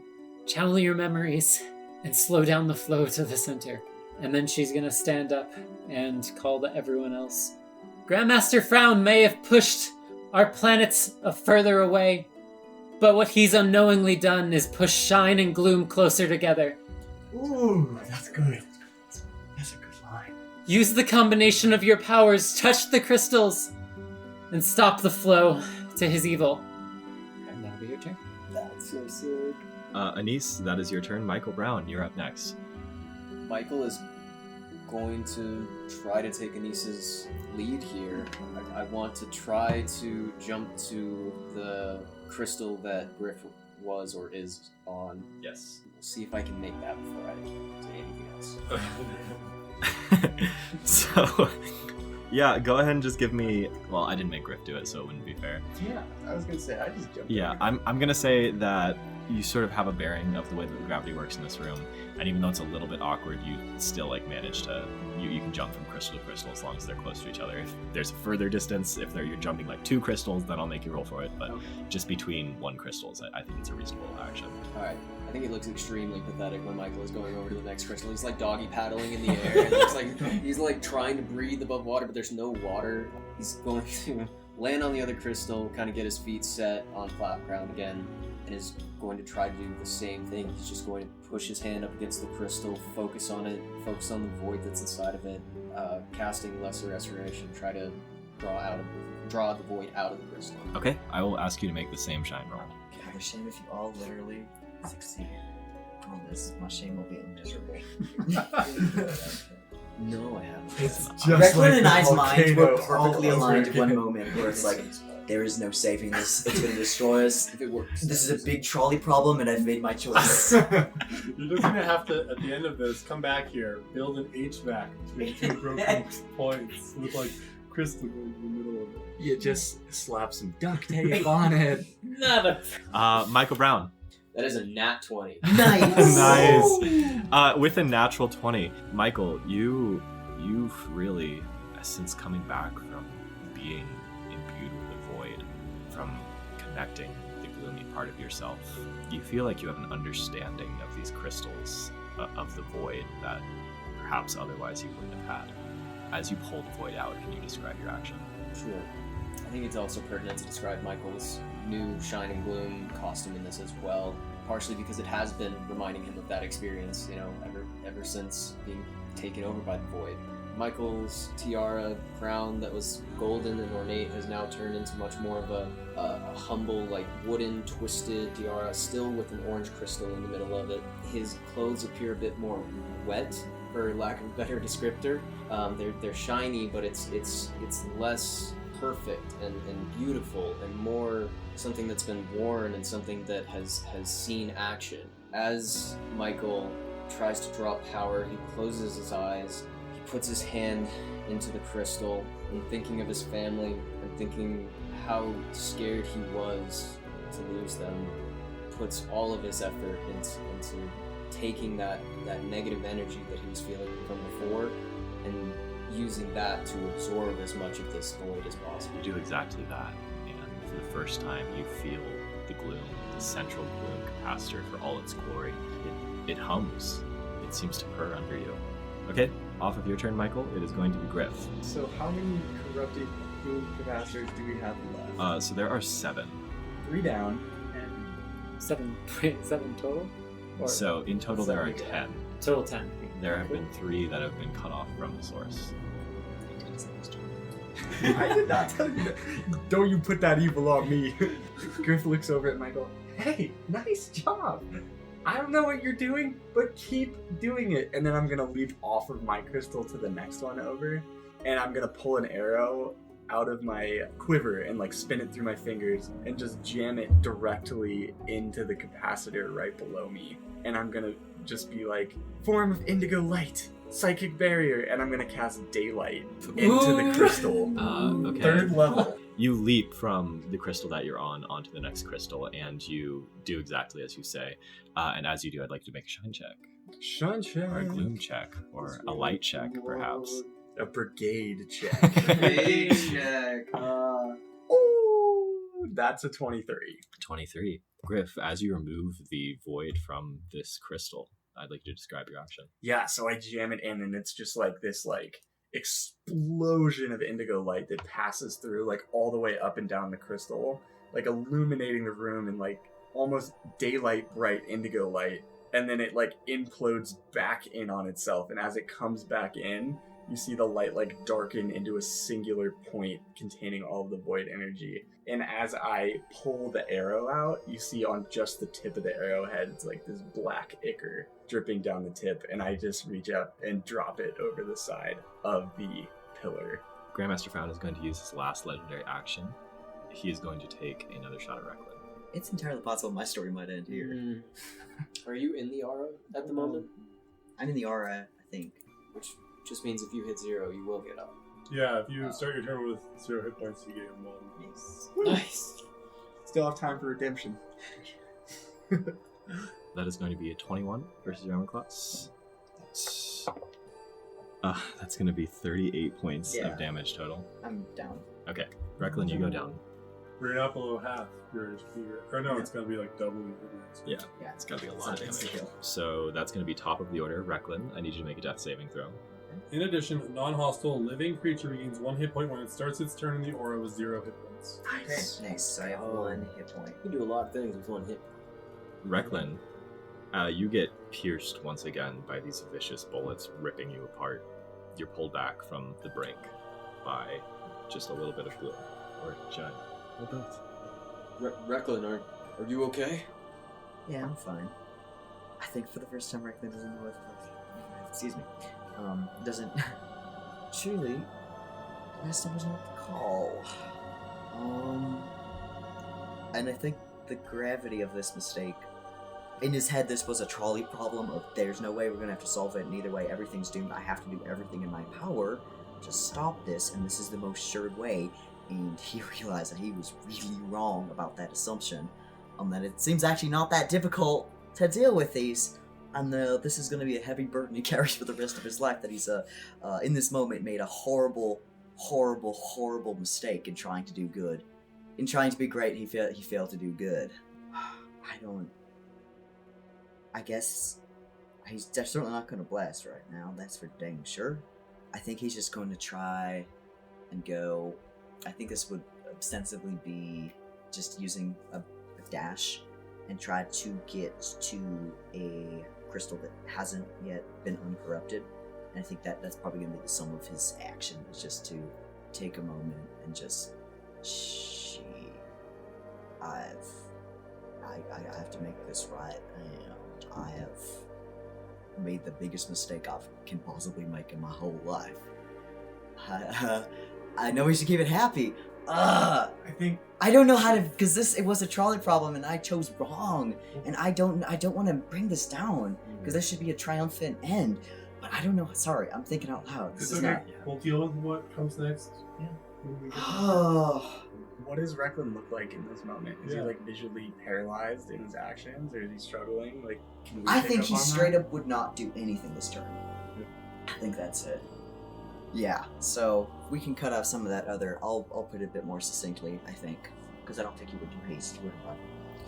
No, at this point, I think he just realizes his horrible mistake, that he assumed that they couldn't do it, and he let this is the way to destroy it, and just thoughtlessly attacked this, just desperate, thinking that this was a trolley problem, and the only solution was to destroy this thing, and that he put people's lives at risk, making a foolish mistake again.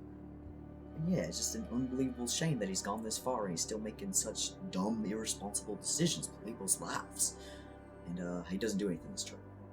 Initiative Order 20 is going to be a lair action. Would somebody please roll the thing in center? It's my turn. Indigo. Of course. I need everyone to go ahead and roll an intelligence saving throw. Good. Damn. Yeah, that's right. Nat 1. That seems right. Narratively, that's Nat impressive. 20. Yeah. What's your modifier on that, Griff? +3. 23. 23 for Anise. 16. 16. Also a 16 for Delilah. Okay. Everybody Nice. Everybody except for Recklin will succeed this check. Recklin at 1 HP will go down. You see that the room is filled with indigo light, horrible hallucinations that pick at your mind and scream. It is going to be Grandmaster Frown's turn. Grandmaster Frown, with his first action, is going to reload his weapon, and then he's going to fire at Michael Brown. When I'm casting shield, do I have to? Can I do it after I know the rolls, or is it? You use it as a reaction, and so you can know the roll before using shield. Fantastic. Okay, so that is an 18 versus your armor class. That would hit, but I'm going to shield. Okay, that is the only thing that's going to happen. I think Michael does have his shield back from the void as well, although much more with almost looking like a mycelial network going across the shield. It's this webbing that looks like it's almost alive, and as this projectile comes towards Michael, see the webbing kind of get brighter for a second and reflect that hit as soon as it hits, and then that light disappears as it bounces off. Grandmaster Frown is going to say, "You lived your lives in the comfort of Sunflower. You never had to worry about anything, and I had to worry about a population that died slowly before my very eyes. What do you know? So that is going to be his turn. Delilah, you're up next. Recklin, when you turned invisible and ran away from Thrawn, did you run towards the shadow bubble, or did you run Towards the shadow bubble. Okay, cool. Then Recklin would be in range of the Withering Bloom of my spiritual weapon. So, Recklin, you can roll one of your unspent hit dice.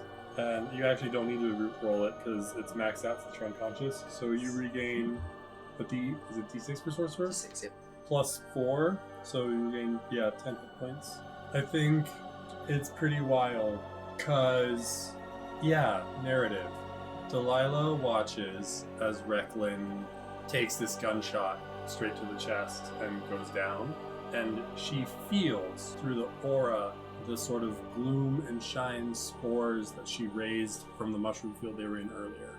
She feels the sort of yellow light inside of Recklin begin to fade and the gradient shift to blue.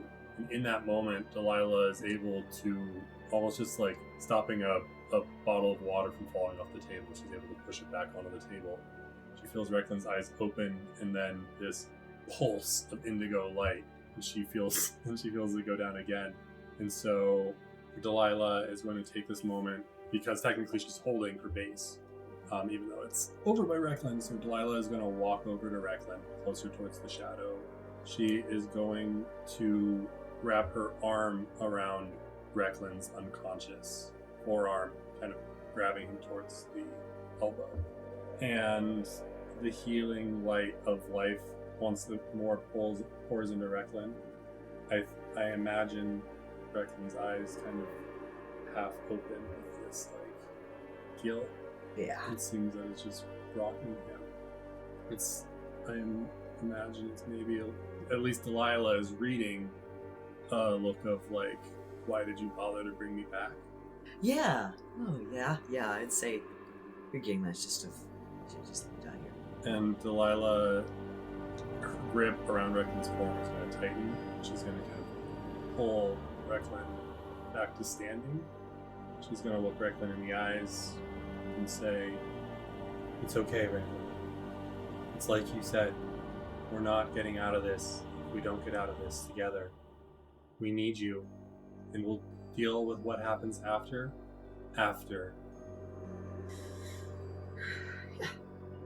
And so that was technically the free action from Delilah's turn in her movement. Yep. With her action, she's then going to turn around and look probably across the room to the furthest crystal away. She's going to cast Dispel Magic, which has a range of 120 feet. Okay. So the furthest crystal that she can kind of reach with that. And life and decay is interesting. It occupies so much of our world. Even this far deep into the center of Cerulean, there is ancient life, bones and such. Life that was once here and has since decayed into any number of things. There's the mushroom and fungal networks that seem to exist so deep down here in Cerulean, down the tunnels and along the crystals of gloom that once powered this world. And so even though she's far away, I think she's still able to feel this connection. She feels the energies passing through it. Life, death, channeling up and down from the center of the world out. And just like a strand of rope, I imagine she can see yellow gloom, blue gloom, void energy all wrapped together like a rope. And just kind of reaching out with her mind, with her essence, with her energy, she begins to attempt to untangle that. That's a 21. A 21. Ooh. Okay, with a 21, things happen sequence exactly as you described. Sweet. 6 to go. It is going to be Triple P's turn. Triple P is going to fly over to Recklin. Recklin, are you okay? Yeah. I'm fine. Good, huh? Keep fighting. I'm fine, thank you.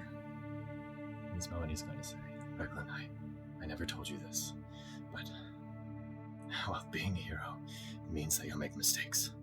I made the gravest mistake of my life by letting Richard Oak leave the planet without me. Maybe we wouldn't even be here if I hadn't made that mistake. If I hadn't... When I was in the Shine compound, I felt hopeless. I thought that life was not worth living. And when I saw you, so full of hope, so full of everything, I felt as though I could. It brought me out of a dark place. You need to keep in mind that we are working to save everybody, Recklin. And yes, you made a mistake, but we have a job to do. And I know that you're the only person that can do it.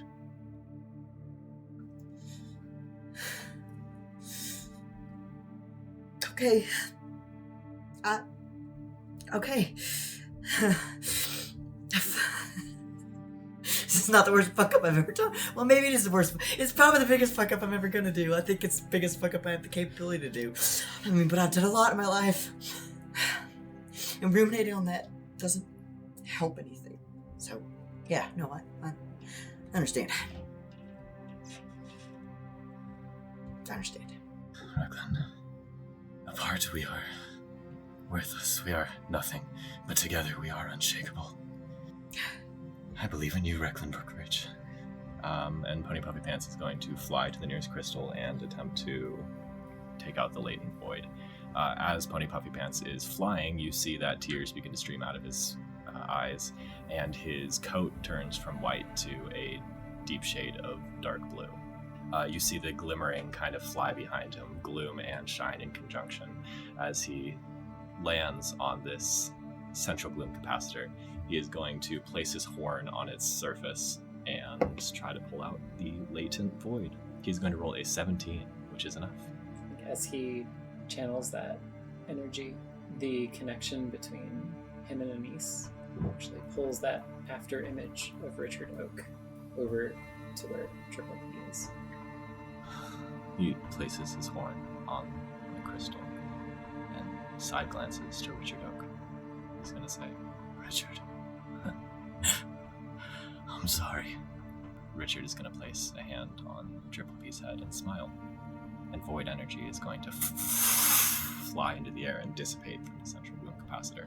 That is going to be Triple P's turn. I'm going to be using a legendary action.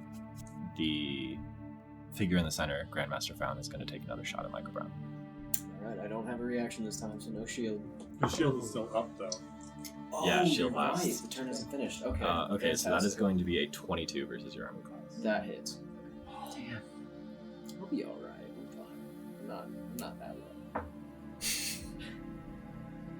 I don't like it when you laugh. Only the rest of the table laughs. My mistake. You laughing makes me nervous. Them laughing makes me think it's gonna go well. It's gonna be okay. It's gonna be alright, yeah. That is going to be 12 points of piercing damage and 15 points of void damage. I'm down. Are you in the aura? Yeah, where is... Oh, So, he's too far. Because he's on the next I pillar jumped over to the next pillar where Griff was yeah, originally, so I don't think I'm in range. I've moved closer to the center of the room. So I would say it's 30 feet. Michael Brown was next to you when he leapt over, and I said it's about like 25, 30 feet between pillars. And so I will say that for this, you are in the range. Yes, so you'll be taking 12 points of piercing damage, and you'll be taking 7 points of necrotic damage. Then I'm not down. Nice. Off of that, it is going to be Anise. She, after turning to face everyone else and giving the message about using Shine and Gloom together, she turns back around and just like looks up toward Grandmaster Frown's form on this blob in the middle. Frown, you might be right that we didn't have to see everything that you had to see, to suffer in the same way as the people did here, but we've had to suffer all in our own ways as well. And then going to just jump over to a different pillar. Are there? So there are not any pillars near you that haven't already been cleared. The one to your left is destroyed. The one to your right, and the one after that has also been cleared. And so it would take you more than one movement to get to the next. Does it help that I'm closer to the middle? Like 2/3 of the way? 2/3 of the way, it does. I would say if you use your action to move, then you can get to the next one. I'm assuming that means that I would not be able to heal it. But I mean, yeah, that feels like that adds up. She is going to make a calculated leap over to another crystal bridge. Okay, I will say that following the rules from before, because you are making a significant distance change of more than one crystal, I'm going to need you to make an athletics check. Okay, well, maybe will a 9 do it for you? I rolled a 2. I will say that it isn't disastrous what happens, but you sort of leap to the first one, mighty leap. You sort of stumble a little bit, and off of the momentum, you try to leap again, and you sort of just find yourself like floating a little bit between the pillars. And when you finally like catch gravity, you're kind of not ready for it, and you fall prone on the surface of the crystal. Okay. Does that take my movement and my action to get? Yes, it does. Okay, gotcha. Is there anything else you'd like to do? Anise, though on the ground still, is going to pick herself up at least enough just to, like, prepping for whatever's coming next. Okay. Yeah. Kind of a half sit. So after Anise, Grandmaster Frown is going to use one of his legendary actions to reload his rifle. Made eye contact with me. So that is going to be that. Afterwards is going to be Michael. How far away am I from the center at this point? You're about 60 feet away from the center. You know, Frown, you say that we don't know what's best for this place, but you have been blinded by fear for longer than any of us have even been in the Shine Brigade. Maybe it's time to give somebody else a chance at this. And I'm going to cast Wind Wall. It creates a wall up to 50 feet long, 15 feet high, and 1 foot thick. I want this to be just directly in front of the glob and Grandmaster Frown. When the wall appears, each creature within its area must make a strength saving throw. Take 3d8 bludgeoning damage on a failed save or half as much of a success. Okay. Loose, lightweight materials brought into the wall fly upwards. Arrows, bolts, and other ordinary projectiles launched at targets behind the wall are deflected upwards and automatically miss. Okay, so there's like a wall of force that just kind of appears in front of Grandmaster Frown. It's just the material that a bouncy castle is made out of, and it just like blows itself up and slowly rises up. So it's like, oh, well, hey, Mr. Brown, how's it going? As it like appears upwards. Exactly. That's perfect. Okay, and this is a strength saving throw? Strength saving throw. Yes, will do. That is going to be a 15. That misses. Okay. So he's going to go ahead and take 3d8 bludgeoning damage here real quick. That's going to be 14 bludgeoning damage. 14 bludgeoning damage. Bonus action, I would like my RC car to move up 15 feet closer to the blob as well. And that will be my turn. Gotcha. Grandmaster Frown will say, I will not take sermons from someone who has never seen their child die. Okay, and so after Michael is going to be Griff. I think I'm looking at how many pillars we have to cover and how much time we have and how people are already so injured. And so I look at the pillar I just cleansed, and then I look at all the other ones, and I'm like, oh god, I'm not going to be able to get to all of them in time.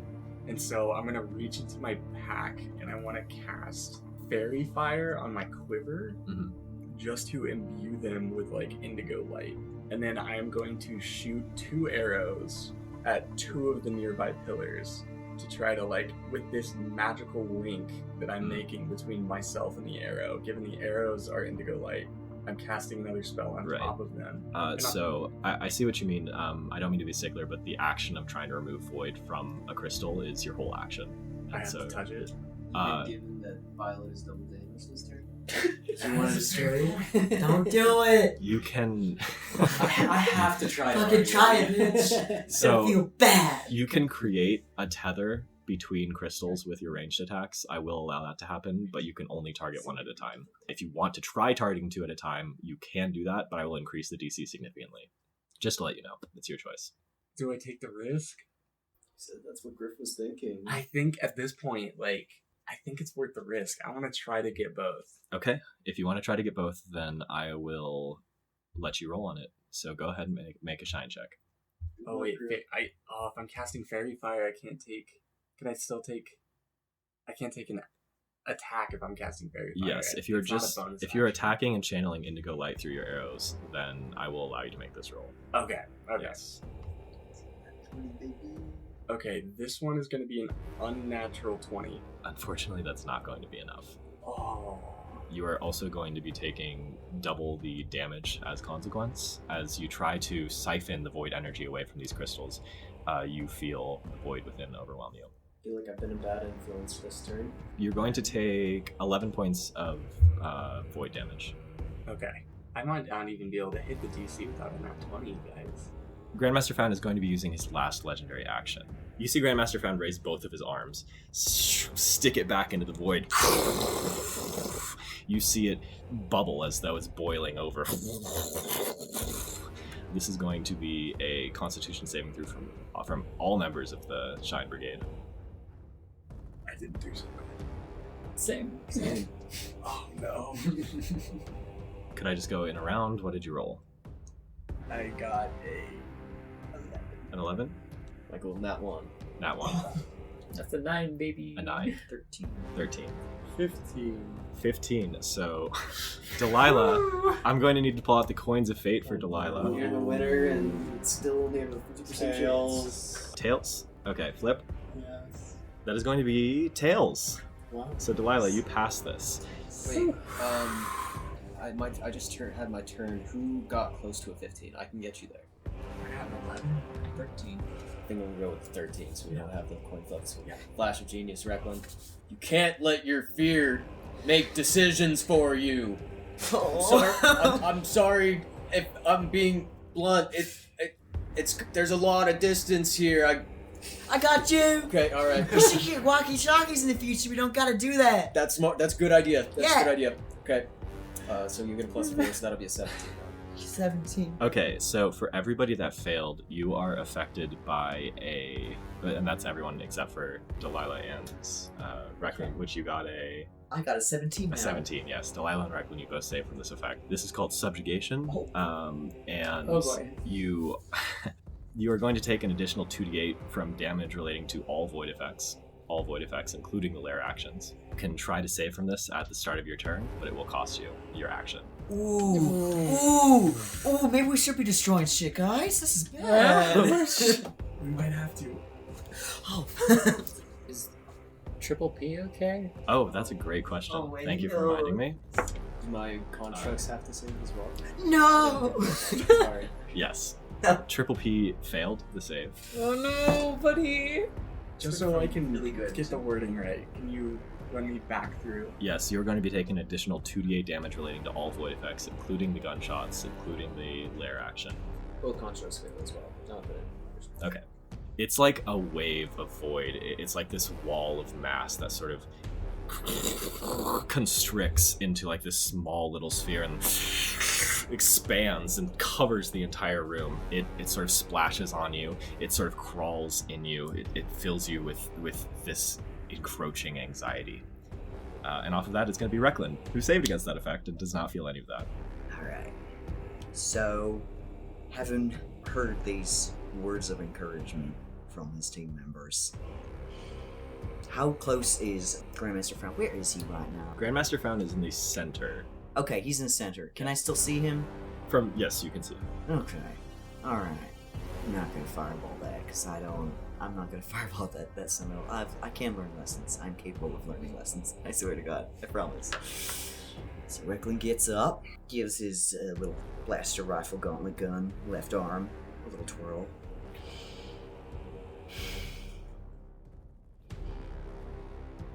I've made a lot of mistakes in my life.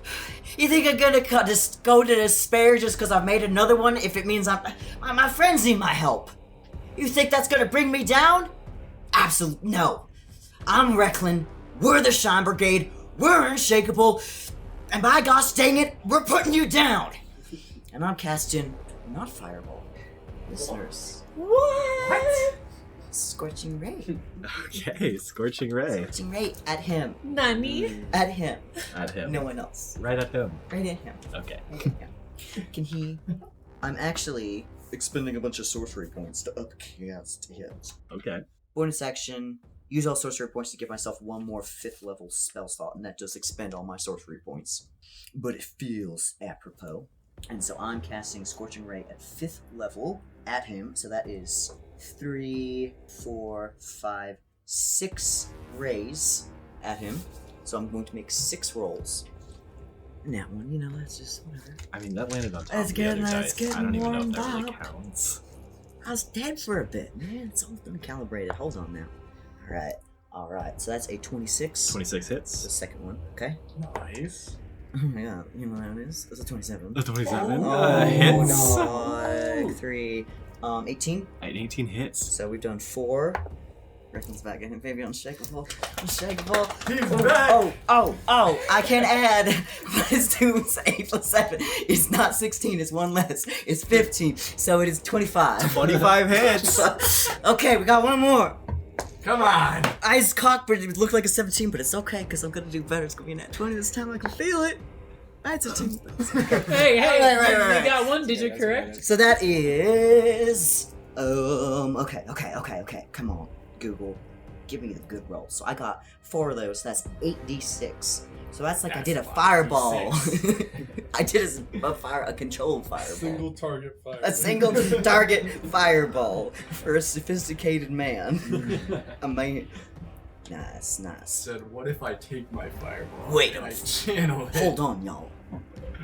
I just realized I don't need to make it like a big bomb or something. I can just like concentrate the power of it to make it controlled like. Well, for that's going to be 23 points of fire damage. 23 points of fire damage coming You down. can dampen the width using your gloom. Whoa. Oh, yes. Now, how These does this dampening tie powers. into HVAC? Yeah, right? Oh, sure. Off of your turn is going to be the lair action. If I could have someone please kindly hit the spinner in the middle. Yeah. Do And the you know what's going honors. to be? Fire. I It's know gonna it. be I'll be red. I'm back again. No. Yellow. Alright. That That actually could I be didn't really even know good. yellow was there, What does but it that do? is exactly What does I it do? wanted. Can we double the healing? Yes, yellow doubles healing. Wow. Oh, hello.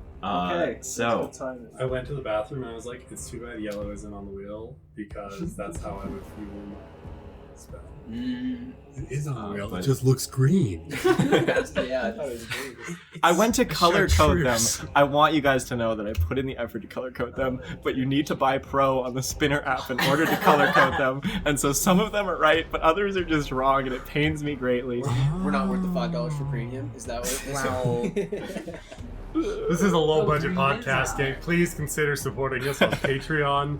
So that we can get the more expensive spinners. Yeah. Yeah, exclusively. We're getting like some real fancy ones. We might even get one out of a little game of life. Oh, And yeah. then we'll take that and Yeah. we'll put little pieces of paper on it. Yeah, so you can hear it. Uh-huh. You can hear the slow listeners love that shit. Low price of $20 on our Patreon. So, for yellow, I need everyone to make a charisma saving throw. Maybe I want to fail this. Because Right, it well- does healing damage. Now I'm outside Anissa's thing, right? Yeah. Oh, well. Yeah, I'm good at charisma. It's probably a good thing. It's probably- It's probably I'm switching dice. Yeah. Do the blue. Yeah, Are you the these blue are- and green ones? Okay, Uh-huh. so let's go in a round. Pull out the Success. big guns. Griff, you are. Oh, I got a 2. You fail? Okay. 15 on my feet. We're gonna need to flip the coins of fate. Anise. Well, I rolled a 6, Okay. so that's 16. Well, that is a success. 16 as well. 16 is a success? 7. The mic. Okay, so people who failed that are not currently affected by Subjugate, you will take 9 points of holy damage. Oh, no. So is yellow radiant damage damage. causing me damage? Just like it growing my cells to give me cancer? It's kind of like a cancerous growth thing that happens. And if you are affected by Subjugate, you will take 18 points of damage. Oh, jeez. Give me that coin flip.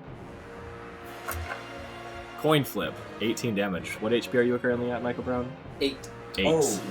I would also like to point out that Michael has lost the last 6 coin flips in a row. So this is a coin flip that will determine whether Michael Brown goes down or not. Like, if you go down, you get max health double. Just so you know. So you So wanna don't fail this. sweat it. Okay, alright. I'm liking my odds here. Well, I Okay. mean, taking away all the Yeah. bravado from the coins of fate. Michael Brown, what's your call? Tails and don't flip it. That's tails. He did it, dude. He did it. We did it. Michael Brown took you 20 succeeds. episodes, but here we are. Oh, and it was at the time that I didn't want it. Yeah. Shit. Yes.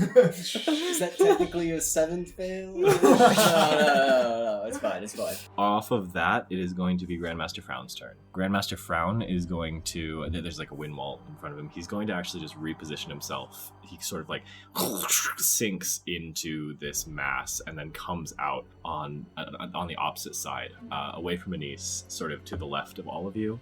and is going to take a shot at you, Michael Brown. Yeah, when the It's DM makes time eye to contact help. with you for a while, you know that's not He's good. been concentrating fire. This is a smart opponent. Yeah. He's just trying to give you that health. It's looking a little dumb, buddy. I think it's pretty likely this turn. I don't have a reaction. Okay, that's a 24 versus That's your armor the class. yeah. You're going to be taking an extra 2d8 on this. Yes. It still hasn't been since your turn since your shield. I reaction flash genius for the effect. Yeah. Unfortunately, it's worth it for sure. Yeah, I think so. Take a lot. You know what? You saved on throw to take a hit for the rest of us. You're going to take 20 piercing damage and 31 void damage. Wait a freaking! Oh my gosh, That's dude! rough, but it's still less than my hit point max, so I don't think I fully. You do not fully die. But I am down. Damn! Okay. Dang. That was rough, buddy. Oh, Yeah. I'm scared now. Before Delilah's turn, Grandmaster Brown is going to take a legendary action and is going to hit Michael Brown on the ground. No! You know! The Dude. tomahawk sinks into your shoulder, and you are going to take. What? DM? Wait, dude. How much health do you have? No, I went down. Yeah. So this needs. If this does more. Oh, if it than- does more than max. Okay. Yes. 66. 66. Yes. Okay. You probably won't take that much. I don't think so. I'll roll for it, see if I get a natural 20. It's not a natural 20. Okay, that is going to be 13 piercing damage, but you fail 2 death saving throws automatically. Okay, that is going to be Grandmaster Frown's turn. Delilah, it is your go. Yeah, so I'm imagining in the narrative of this, Lila just spent the last 6 seconds untangling the void from the crystal that she's working on across the room. And she's very in tune with the yellow, the blue, the void. And so it's almost like a live wire electric shock when that yellow that she's like so meticulously working around as she untangles it from the void surges past her and causes that damage. She manages not to lose her concentration, but it kind of like snaps her out of what she was doing. First things first, I'm the realist. Wither and Bloom will go off, allowing Recklin, who is still up, right, to roll another hit dice, if you would like, and add 4 to it. 10. Is that applicable? That is healing.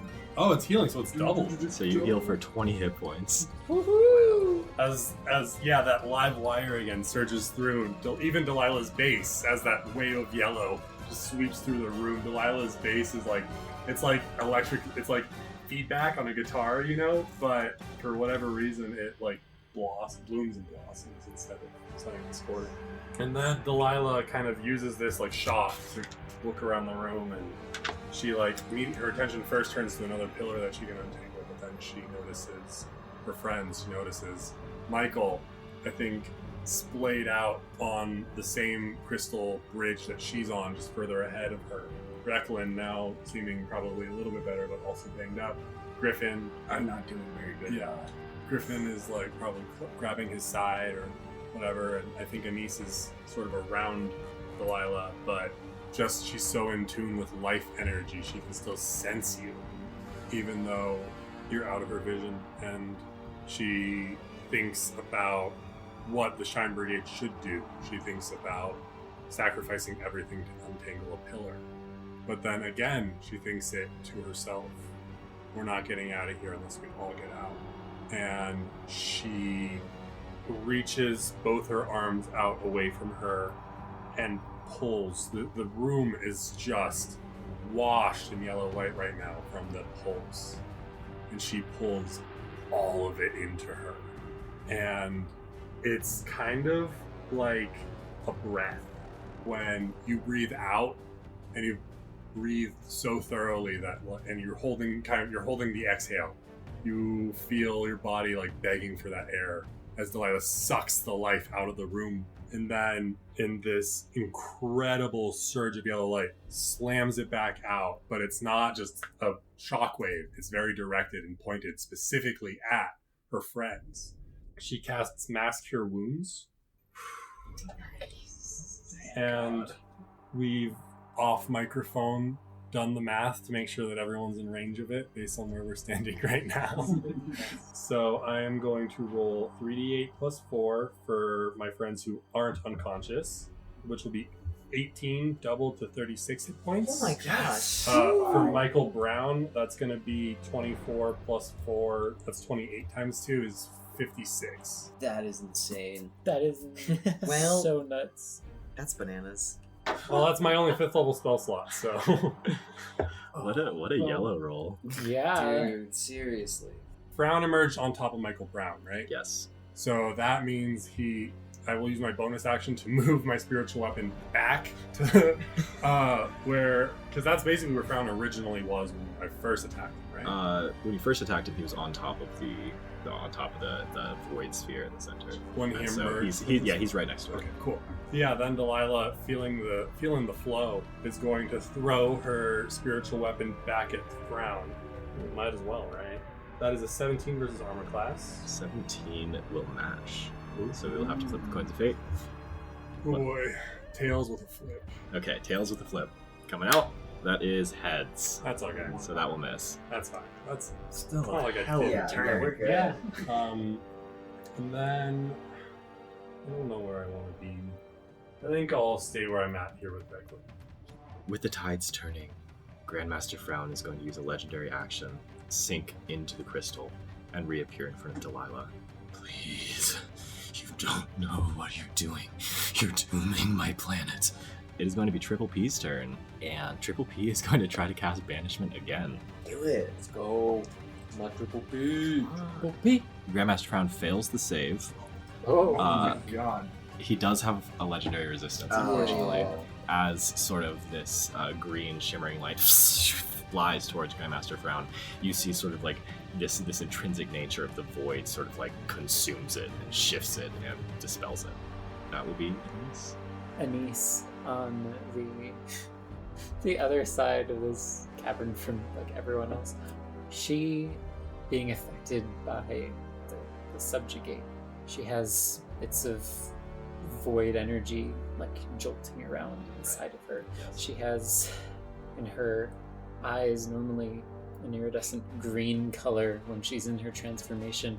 It has like dark streaks just kind of like moving across it here and there. And having heard a round ago, now Grandmaster Frown say that none of us know what it's like to see their child die. Anise has the void in her eyes. She is blinded a bit by rage, thinking back to her past, to her eldest daughter, to her Janice, who died long before any of this all happened.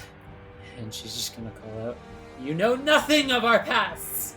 And she is going to slam down on the crystal that she's now on, with some more anger fueling this movement as well. Are you attempting to withdraw the void from this crystal that we know on? Yeah, I'm gonna go use Lesser Restoration to do it. Go ahead and roll a shine check. Okie doke. That's gonna be a 10. A 10 is not enough. So you're going to take damage from the crystal, and you're also going to take additional damage from Subjugate. This rage, this fury is so counter to what you need to pull void out. You even feel like the void sort of merges with you, mingles with you, feeds on the rage that you're putting into it.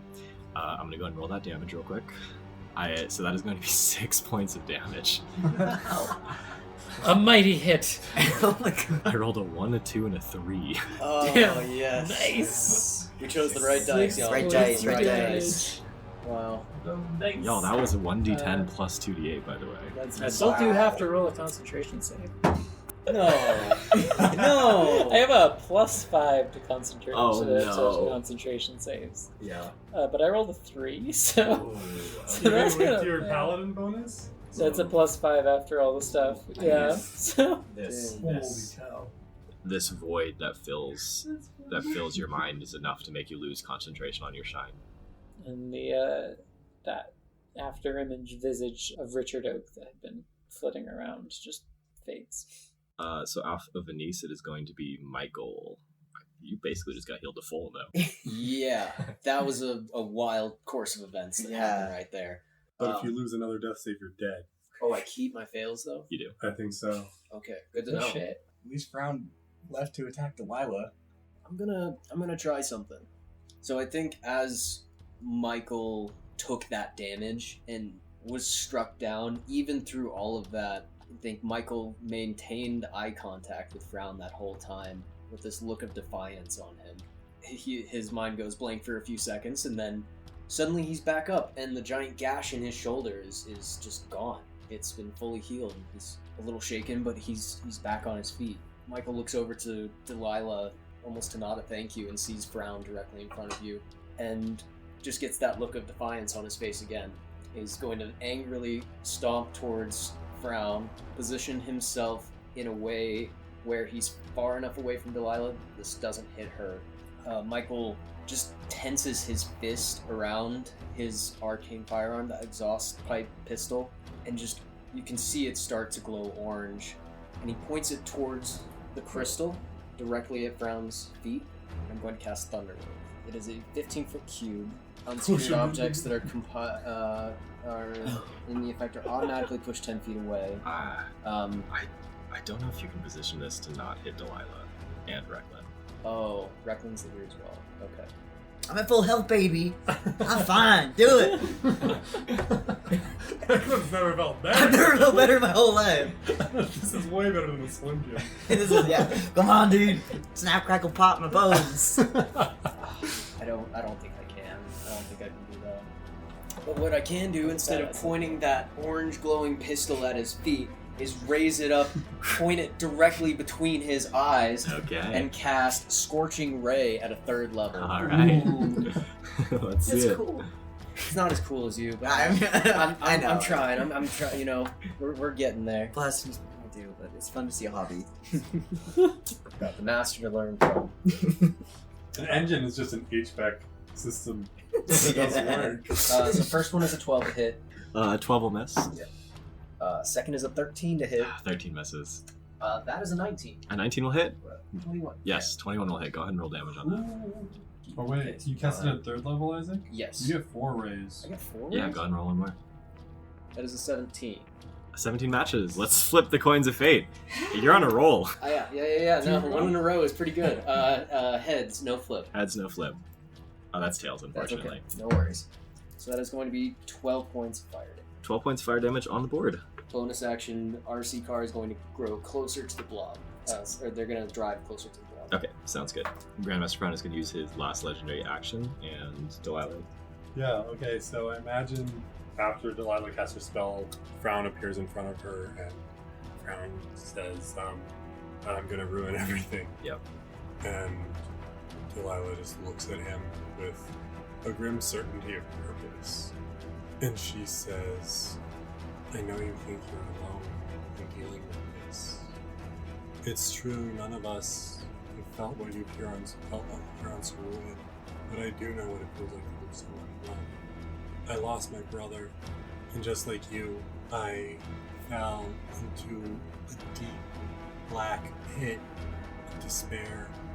I tried for a really long time to shut everyone out, to just do my thing, to try to make my world a little bit livable without him, but I couldn't. It was impossible.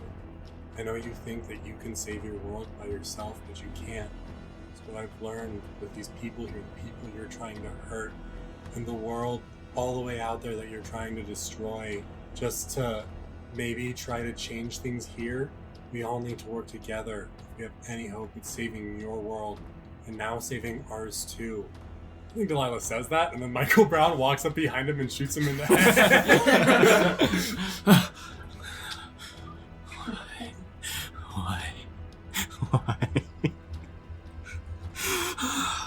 He pulls up the tomahawk and is going to attack you with it. Yep.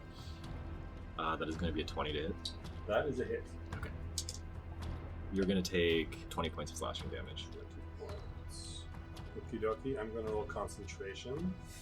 DC is still 10 on that because half of 20 is 10. That's a natural 20. Okay. So that is going to be Griff, bringing up the rear. Griff got a lot of himself last turn, bit off more than he can chew, and now he's just going to go back to plan A. And I will Blessing of a Raven Queen to teleport over to the next pillar and just one little quick jump and then I will try to fix this one. Great. Go ahead and give me a shine check. That is going to be a 14. A 14 is not enough, unfortunately. You go to do it, and then maybe your confidence is shaken a little bit, or maybe just seeing all the chaos that's been happening, seeing Michael and Recklin go down, sort of get to you a little bit. But either way, you place your hands on the capacitor, and the void is just too much for you to bear. You're going to take the normal damage for this failure, as well as the damage from Subjugate. That is going to be 19 points of damage. Halved because of Blessing of the Raven Queen to 9 or 10. It's going to be 9 points of damage. Okay. Is there anything else you'd like to do with your turn, Griff? Nope. It was a good try. Hanging in there. Top of the round is going to be Recklin's turn. There's a dude in front of us. Yeah, there is a dude. There is a dude. What's this guy doing here? This, Grand Mr. Frown. This, tell us, you keep telling us you don't understand. We can't help you if you don't tell us. Really. You're just gonna sit here and hurt us and just, we'd love to help, quite frankly. And with that, I'm gonna attempt to grapple him. Okay.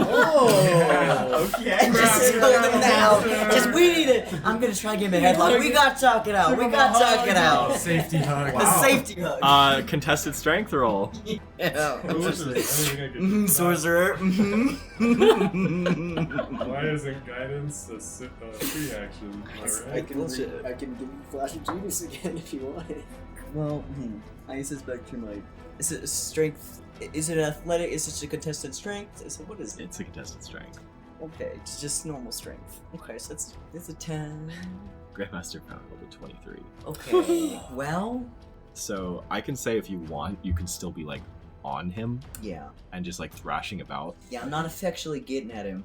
He's slippery. But Recklin, I think, just realizes what just keep blasting, this guy's gonna go teleport away and he's probably healing or something. And he's just hitting everyone.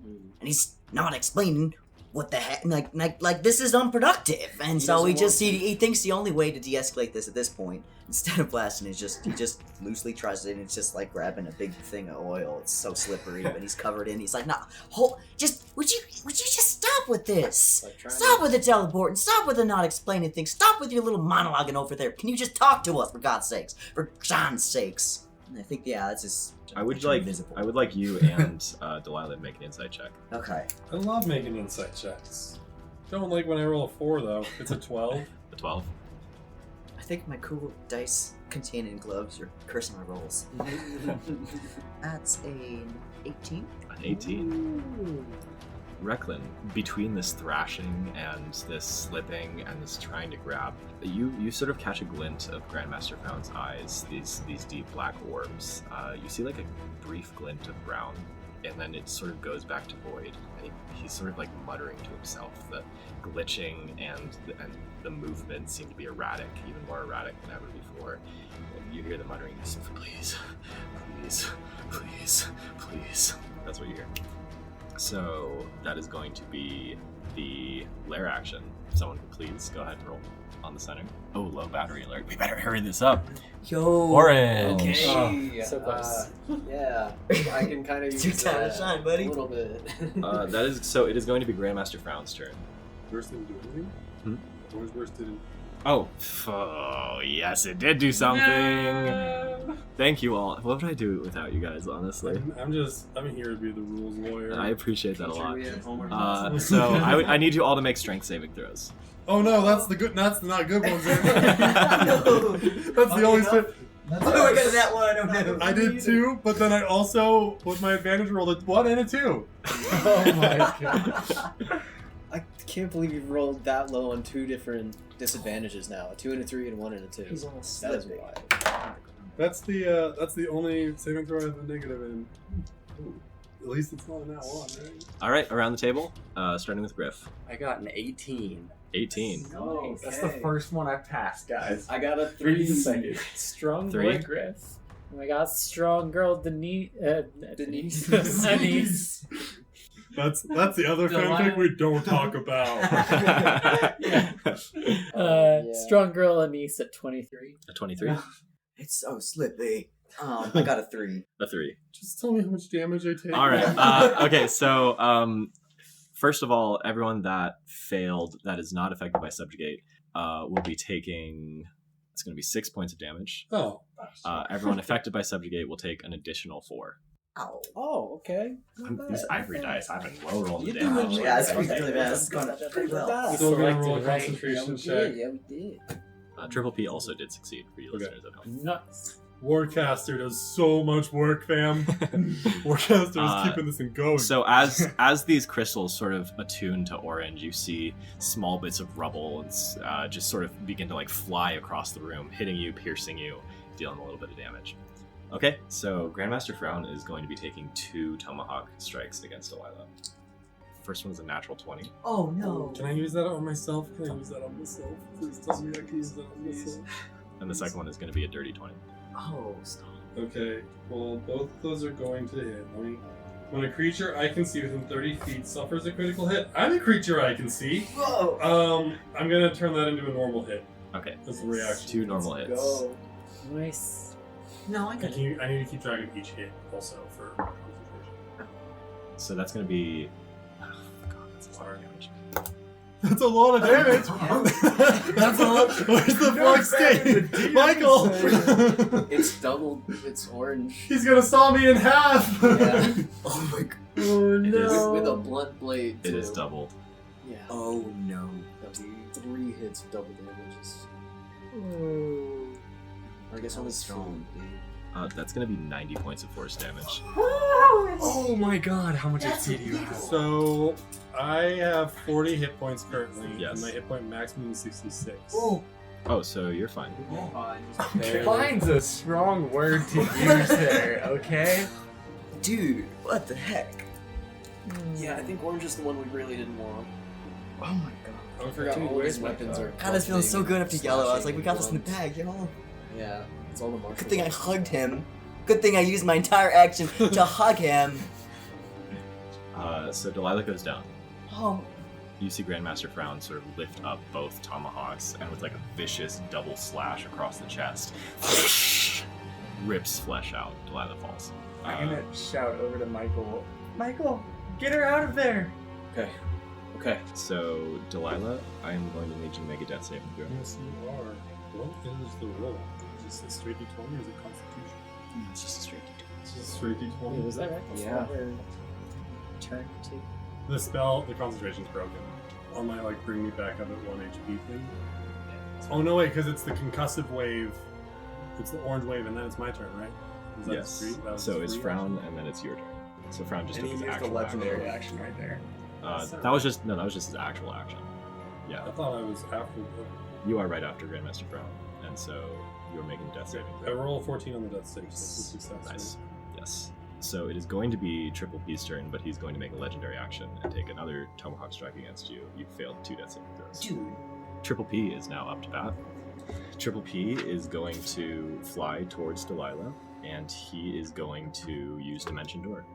Triple P scoops Delilah up as well as possible, making contact. A form of green light.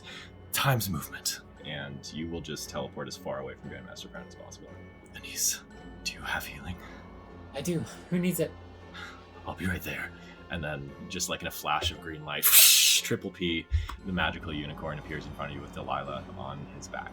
Nice. Special So, delivery. Grandmaster Frown, that was 1 legendary action. That was Triple P's turn. Grandmaster Frown is going to use another legendary action just to, let's see, who's one out? He's going some It's a jack opportunity. I'm I'm on the ground. Yeah, Recklin, you're just right there, gonna take a Tomahawk strike against you. Yeah, that makes sense. That is going to be an 18. I might actually use shield. I might consider It's a good turn for that, I think. Yeah. I think it's the time. Yeah, to prevent the double damage from... Yeah, I think I'm blunt gonna use force. that. I use shield, so no, it does not hit. Okay, that does not hit. You're also pretty freaking slimy, man. Like, Yeah, right? you're like on his back. He's like swinging with the tomahawks. He was like so graceful with the strike against Delilah, but it's like an oiled pig on his back. He's like trying to hit at it, but you're just too fast. Very nice. That misses. That's good. Anise, it is your turn. Seeing Delilah in front of her, downed and in a really bad state. I think that snaps the anger from her eyes, and she just rushes forward, lays some hands on Delilah's back, and mutters in her ear, "Green light, time heals all wounds," and going to lay on hands to throw a nifty little 40 HP in there. Poetry. That's beautiful. Anise, is that your turn? Can I do anything else?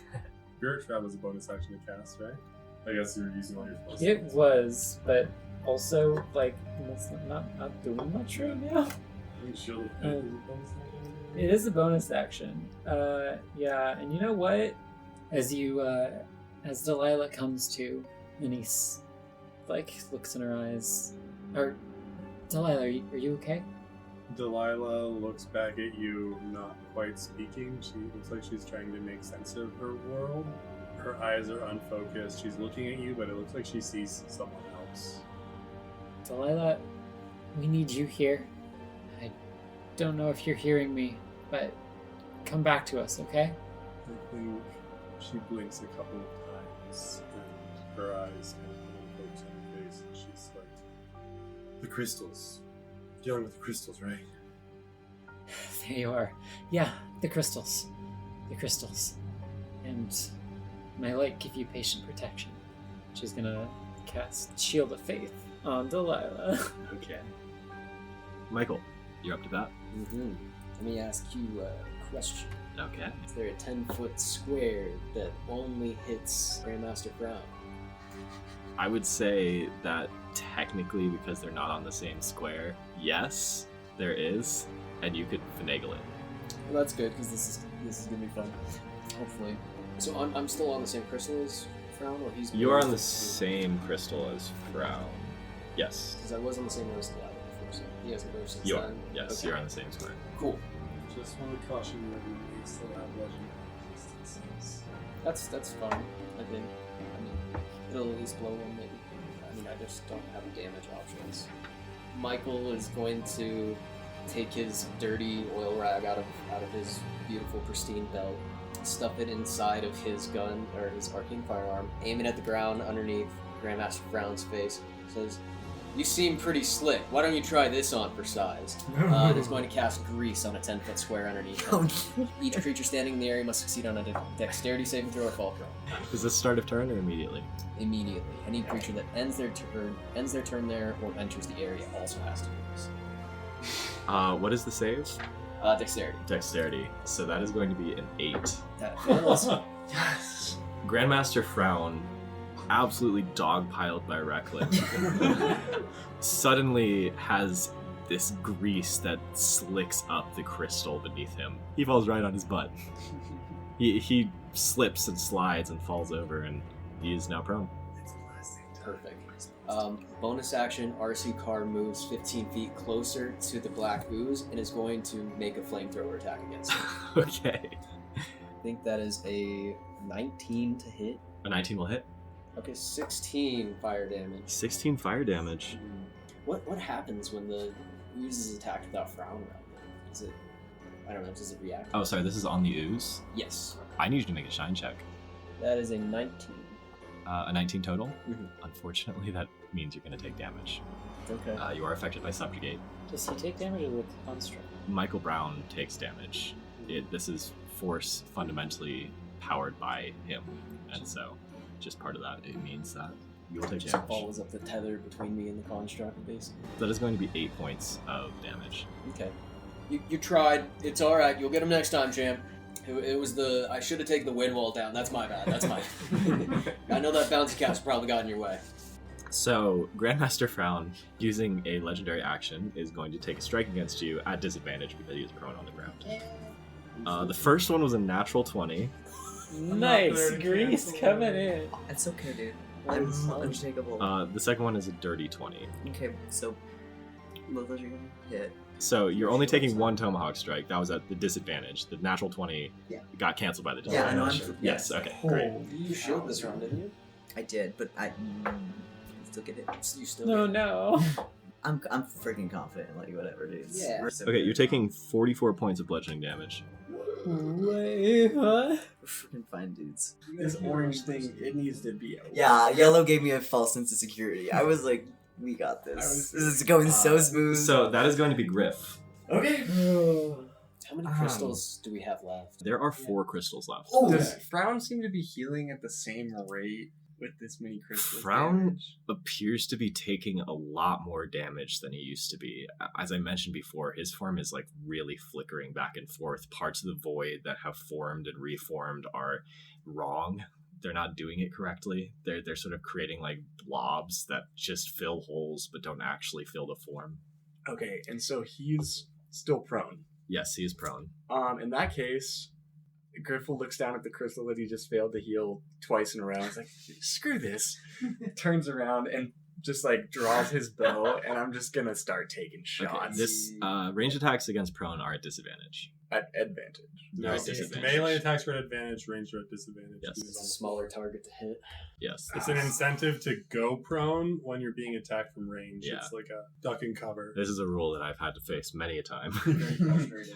Yeah. You could keep trying to do the crystal. Oh my! I got no good options here, There's guys. only 4 left. We can do it. Okay, you know what? I'll cast Fairy Fire on him, Mm-hmm. and then That's your action, isn't it? yes, I'm gonna do that instead. Screw whatever else I was gonna do, and then now he has to make a Dexterity saving throw Okay. at disadvantage. Okay, so that is going to be a 12. Fails. He is now illuminated in indigo light, and everybody who attacks him gets advantage against him. Let's go. Griff, would you like to spend any movement at the end of your turn? Bonus action, maybe?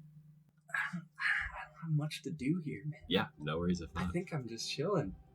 Off of that, it is going to be the top of the round. Recklin, you're up to bat.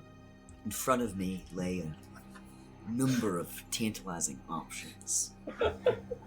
On one hand, Recklin thinks, well, it seems like that orange light's in much power. I could potentially do a chaos bolt, and there's a third chance that could do force damage.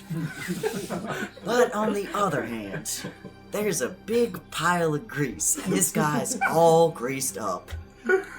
And I know I swore off Fireball because of maybe some poor choices before.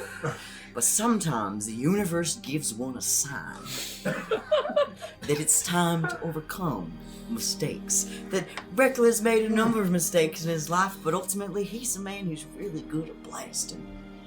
That's why he was put on this earth. Maybe that's why he was put in the Shine Brigade. Sometimes you blast wrong, but right now I think Recklin's gonna blast real right. Friendship ended with HVAC blasting his one of his best friend. I would like to cast Fireball I want you to know this is exactly what I thought was gonna with happen. all the grease, and I'm gonna try to get the heck out of the grease, because that's gonna go up. I'm sorry, and I'm gonna cast it at 4th level. So you need a dexterity I saving need to throw make a dexterity At save. at disadvantage. Yeah. And he's in grease. Yeah. Oh, it's pretty good. Beautiful, beautiful. That's a 6. Yes. Alright, so it's 96. This might be the best grease spell I've ever seen in my entire D&D. That's gonna be It's the 1-2 32 punch, points you know? of fire damage. 32 points. 32 points of fire damage, as Recklin does. Yeah, just it's never been more realized as a member of the brigade. Does your elemental adept come in? I blew that on destroying the. It's Yeah, I had one of time. those, and I Gotcha. did use it on destroying Yeah. the crystal. So Grandmaster Frown lights on fire with the grease. I'd say that's what happens. The whole grease is it's just a big grease fire. This massive grease fire, and like gravity is affecting it in weird ways. So it becomes sort of like the grease like drips down all over it, and then like it's like a ring of fire around this crystal. Smoke just wafting in all directions. I think there's a little part in Recklin, but we never share this with the rest of the Shine Brigade, that has begun to fear the power of blasphemy. You're watching a man, Indiana Jones, melt in front of him. Talking about his dead family. That's something that's gonna keep Recklin up occasionally. Yeah. Can't help but feel I've played a part in this as well. Thank you for the grease, dude. Every time you do it, I get excited. I look forward to the fireball every time. I'm sorry, I think I take back everything I ever said about grease. Grandmaster Frown is going to use a legendary action to teleport somewhere that you guys don't see. And it is going to be the lair action, so I am going to need you to roll on the little doodad. Hey, by the way, is that the vulnerability thing? Is that still on? Yes, it is. Should have run in that, but You can if you want to. it seems a little late for me to recognize that. But next turn. Okay. So who would like to spin on the magical wheel of spinning? Delilah. I already did it. Yeah. I'm the one that got me killed. Are we back to the top of the order? Red. Blue again. Okay, so Grandmaster Frown is going to take 2d10 of fire damage Hey. at the start of his turn. Let's go. Grease fire, baby. Yes, so sorry. With Blue, we're going to do another wave of decay that shoots throughout the room. This is going to be a wisdom saving throw. Which one's Dex? I mean, one that you haven't gotten yet. Oh, hey, Delilah, you get an extra +3 for being next to me. I didn't need it. But For the you first get it. time Okay, all so encounter. going around the table, Griff. I got a 16. Nice. No, 18. Sorry, I have a +1 on my next one. Dirty 20. Dirty 20. 18. I think it's hard to compose myself after watching that particular scene. You need Recklin help, got a 6. A 6, okay. With Anissa's help, it's a 27. So, yeah, you were going to take 8 points of decay damage. Dude, I Recklin. got 2 HP left. Oh, that was You close. said 2 HP left? 2 HP. That's more than one. God. I only need one. What about Triple the extra P. 2d8? Oh, They're not subjugated. They Not didn't subjugated. fail. Yeah, Yes, Recklin is not. Oh. Yeah. Very lucky. You Yeah. bailed Recklin out. Yeah. Yeah, Triple P will also succeed on that for you listeners at home. damn, this is a joke. And Grandmaster Frown is going to be taking 2d10 of fire damage. See you in hell, mofo. No. Is he gonna die off screen? The way Sander's looking at me right now, I kind of get the feeling. You see that the entire void center catches fire. The void is still there. As far as you know, Grandmaster Frown takes no actions. So next in the initiative order is going to be Delilah. So we're gonna teleport it into the middle and set the void on fire. Burn. This has been a very confusing 6 seconds for Delilah. She died. She was having a very heartfelt, trying to really appeal to Grandmaster Frown and to make him see her sense. He proceeds to get shot in the back of the head by Michael. He whips both his tomahawks around, and Delilah sees black. And in that void, she sees a shape, a very familiar shape. And Delilah begins to reach out for it.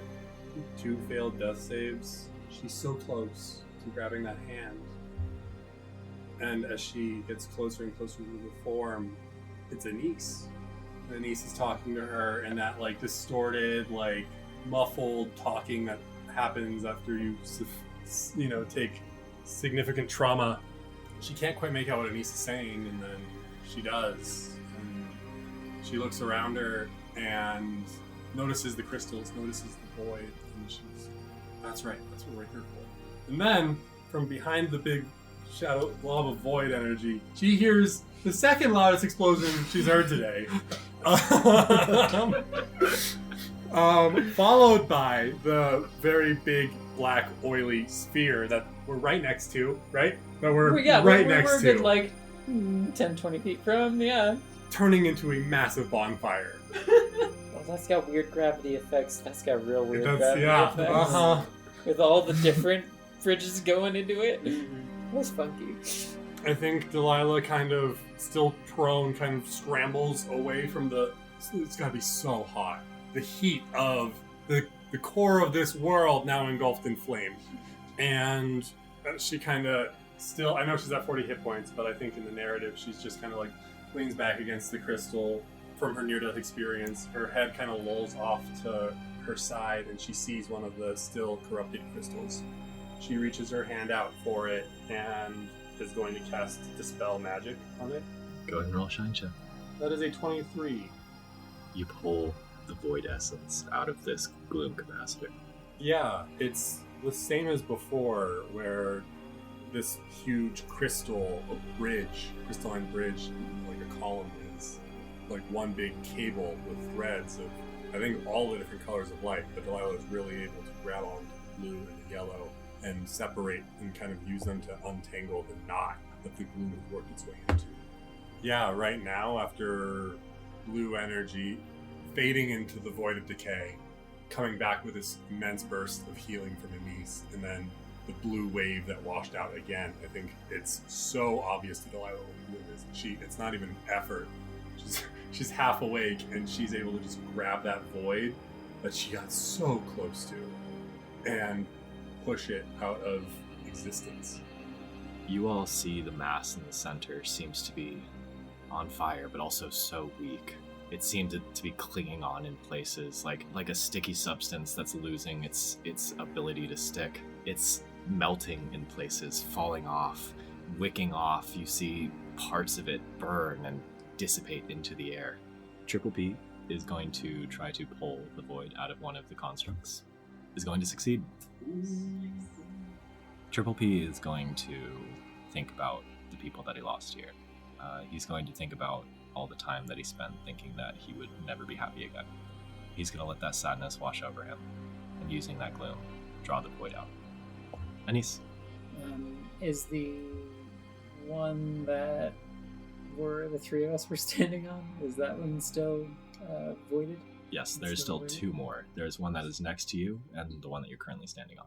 Similarly to Delilah, kind of like this new inferno catching her attention, Anise is just going to be like taken back and like feels the rush of heat coming toward her, and in a flash, it's reminiscent of the fires in Sunflower City when we were all fighting the butterfly, and her mind from that, the burning buildings, that kind of thing. It goes from there to the image of her community, the people at the center who stood together in the wreckage of the center that once stood together to help other random strangers just around to get out from rubble to find their loved ones. She remembers how they looked with those fires going on in the background, how they helped find her daughter hidden in the basement of the destroyed center, and thinking of all those people in her life, all the people that are back on Daffodil. She comes like back to reality in a flash, and just still like staring at the flames in front of her. She just gets down on a knee and puts a hand down hard on the crystal bridge that she's standing on. Go and roll a shine check. Well, 13 to Flash of 40. genius. Does it require line of sight? That's a good question. I have to see. Yeah. Unfortunately, that is not enough. It's so close, but not quite. You'll be taking a little bit of damage. As she reaches in, but the heat from just being so close to this thing keeps assaulting her, and it even like reaches into her as she tries to pull some of the void out. Her memories as well just go from those serene, kind of gloomy moments in the aftermath of the butterfly fight to the visions that she originally had. So I'm really sorry to interrupt you, but Triple P is going to use Chronal Shift and give you another chance on that. Oh, damn. Whoa. All right. That's as far as that timeline goes before Anise. Snaps back. Yes, I really do apologize, but... Yeah, that ain't happening. Okay, though. so go on. So sorry. All good. Her visions are brought to that first vision she had with the Shine compound burning. The visions go to the fires of the rubble of the Shine compound and of her dead friend Jill, and yeah, that's that's the impact she takes as that damage is done. You'll be taking 20 points of wound damage. Oh, I'm doing all right. After that is going to be Michael Brown. Is there a ring of fire in between me and Recklin at the moment? Yes, there is a big ring of... Well, Recklin's on the other side. So no, you guys are on the same side. You're fine. You're chilling. Great, fantastic. Recklin, let me help you. Yeah, you got more of that grease. Kinda. Yeah, okay. Michael's going to pull out a orange shining bottle of Vaseline and start rubbing it on your cuts. I'm going to cast Cure Wounds at a second level. Grease, a little grease for the floor, a little grease for me. You always got to take a little grease for yourself, you know. True words never been spoken. That is 11 HP back to you. No bonus actions I can take. The cannon did pass on that last round. So the RC card smashed apart. No, it tried so hard. I forgot to mention that. I'm sorry. Okay, Michael, is there anything else you'd like to do with Huron? You still have movement. There's still some corrupted void crystals that you can jump around to. So yeah, the two crystals that are still active, they're on the opposite side of Where you are, but you're near the center, so you're Okay. actually like pretty close to them. You will stop to make the check. The flaming center. Wait, you said they're close. So Yeah, so you've sort So of I gone to the can't- center, and since all of the crystals converge like into the same Yeah. place, to get between crystals at the center is much shorter, and so you can use your movement to get around. okay, I can get around the giant fireball to get to this crystal. Yes, I will. Okay. I will still make you make an athletics check to do it because Okay. you're changing gravity a lot here.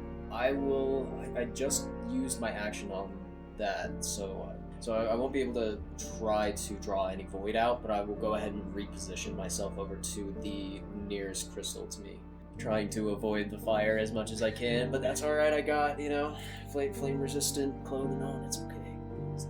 Nat 20. Wow, Michael Brown, God. you have lived. You have lived a life of beer and chips, and it's been a while since you've been that man, that beer man, that chips man. You're fit. You're looking good. You're what, 40, 50? Shape of your life. You 40, 50 pounds being here. Yeah. You haven't looked this good since your flower ball days. Mhm. And it shows. You're leaping, mirthfully even, between these crystals as though they're nothing, as though you fundamentally understand the gravity between them, calculating the various trajectories as you go. It's just like jumping between flowers and flower balls. Yeah, I it mean, was a low gravity game too. Yeah. right? I'm used to this. You get there, but with bravado. Flashback to the first episode when we fought the bumblebee. Yeah. Michael falling up. Okay, so it is top of the order, Recklin. Okay. So could I also mosey my way over to any of the crystals? Wait, I'm sorry. Isn't it Griff's turn? Oh. After me. Oh, that is right. I'm Hello? sorry. My pen was over Griff's name at the time, which is why it didn't happen. I'm so sorry, That feels Griff. like a Thank very you. Griff thing to have happen. Thank you for reminding me. God forgot you. Griff, it is your turn. So we've got 3 pillars left to fix. Two. Just 2 pillars left to fix. Oh, I'm still on one of the uncorrupted. Mhm. Or Yep. corrupted ones. That you are. I'll look down at the literal grease fire happening below me. Pretty cool, huh? Well, I guess I have some time to think about this. Okay. And I'll sit cross-legged down on the crystal.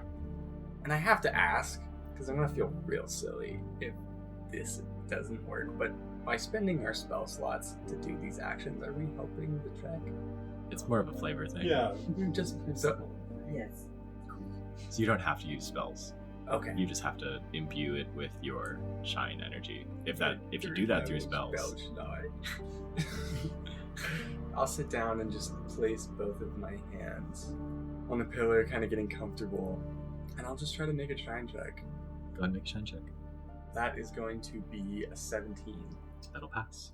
I think as this happens, you just see like Griff's aura start to kind of like fan out around him, and all of his little drones fan out in kind of a circle around him, creating almost like a chair, a seat, a throne, like with great wings above him, and his armor like falls away and just the microbots wrap into the floor and settle their wings, and there's just kind of this vibration as they flutter their wings, and there's no words passed to stir this spell. It's just the vibration of hummingbird wings that you hear, and you just see that light kind of diffuse itself into the pillar below me.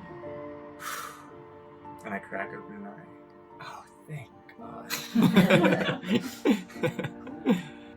With one more shine capacitor left, we are up to Recklin. Alright, I'm gonna give this. Blast and touch. Well, tempted. I don't think it's the time or place to do a second blast disaster. Oh, so it's an HVAC. It's my other. I have two interests: blasting and HVAC. Equaling my heart and abilities. I'm gonna make my way over by my.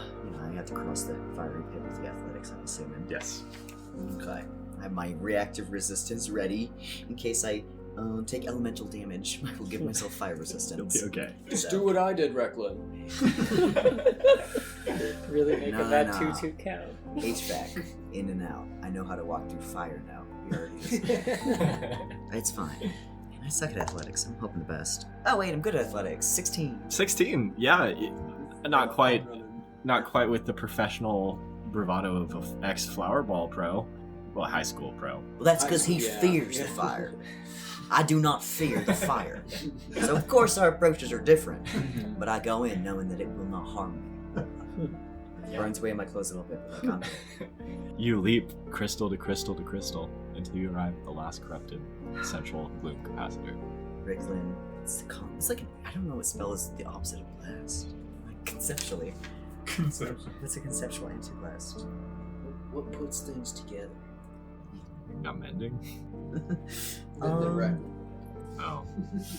You got, fire. I know. Because I also want to expend something. Scorching ray. Yeah, Scorching Ray. I'm gonna say I'm just using one of my.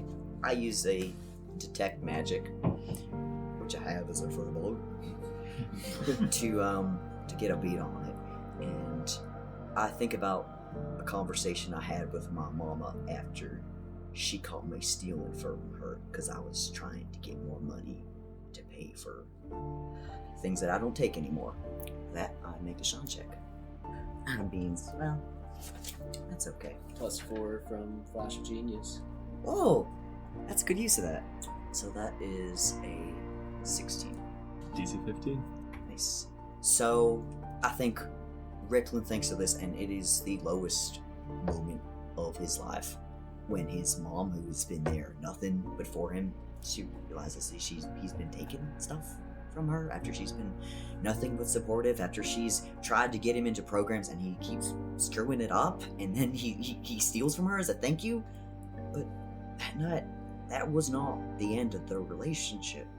I mean, he had a workforce. He didn't immediately forgive Recklin. You don't just immediately forgive someone for betraying your trust like that. But despite that mistake, she didn't give up on him. She was there for him. Every time he went into that clinic, she was there, and there were so many people, despite the fact that he wronged these people. He's made these mistakes. He screwed up in a way that people really should have given up on him. And there's been so many mistakes he's made in his life. There's so many things that, why the heck do you say that? So many things that people should have given up on him. So many mistakes he's made today. And yet nobody's given up on him. And I'm not giving up on you either. Void. Heart in that void. Person who thinks that everything's so lost that there's no turning back from it. There's turning back from it. Because we're here for the Shine Brigade. And we're here to save you. With that, I try to siphon out just that despair. Shine Brigade. With all 10 conduits of void having been cleared, Grandmaster Frown beaten down, you see that the void that surrounds the gloom crystal dissipates slowly. Through fire, through friendship, through bonds, through shine and gloom, it dissipates slowly. What remains at the center is the most beautiful crystal you've ever seen. This swirling of blues and violets and greens and reds, coalescing sometimes in rainbow, sometimes in other gorgeous combinations. Laying on top of this is Grandmaster Frown. Parts of his very essence fade away, similarly to Richard Oak. Inside of the gloom crystal lies one last remnant of void. As you, the Shine Brigade, the savior of the two worlds, take a deep breath, you all approach the center crystal. What would you like to do? Well, no, it's not up to me, but, Delilah, would you do the honors? I think Delilah looks at this central crystal, this last edifice of void. I'd like to, Michael, but I don't feel strong enough. I think I need all of us do it together. Okay. Are we ready? Ready as we'll ever be. Let's do this. We're no longer the Shine Brigade. Remember that we were chosen by Shine and Gloom. And when we do this, the responsibilities of both worlds, that's all on us. I can do that. I'm ready. And he reaches out a hand to Delilah. From my position over on the other pillar, I take a step and then whoosh through the air, and then I'm standing next to a niece with a hand on her shoulder. Michael gracefully jumps from the crystal into the center and puts an arm around Griff and holds there. Recklin puts a slightly greasy arm on Michael Brown. He closes the circle to touch Delilah. Don't forget Triple P. We're Triple P. Oh, sorry, Dave. With all of you in a circle, I would like to ask what you, the brigade, says. Like, are we talking in unison here? Oh yeah, I'm Like, talking in unison. In If we're not unison. finishing this Oh. last bit of void in Yeah. unison, I'm quitting right now. I'd like to believe this is all canonical. We're all just sitting here like, what do we... Oh jeez. The cameras are on. We gotta say something. Gotta be. Hope feels good, but I don't... Anise, why does it smell like the dumpster warehouse in the center of the world?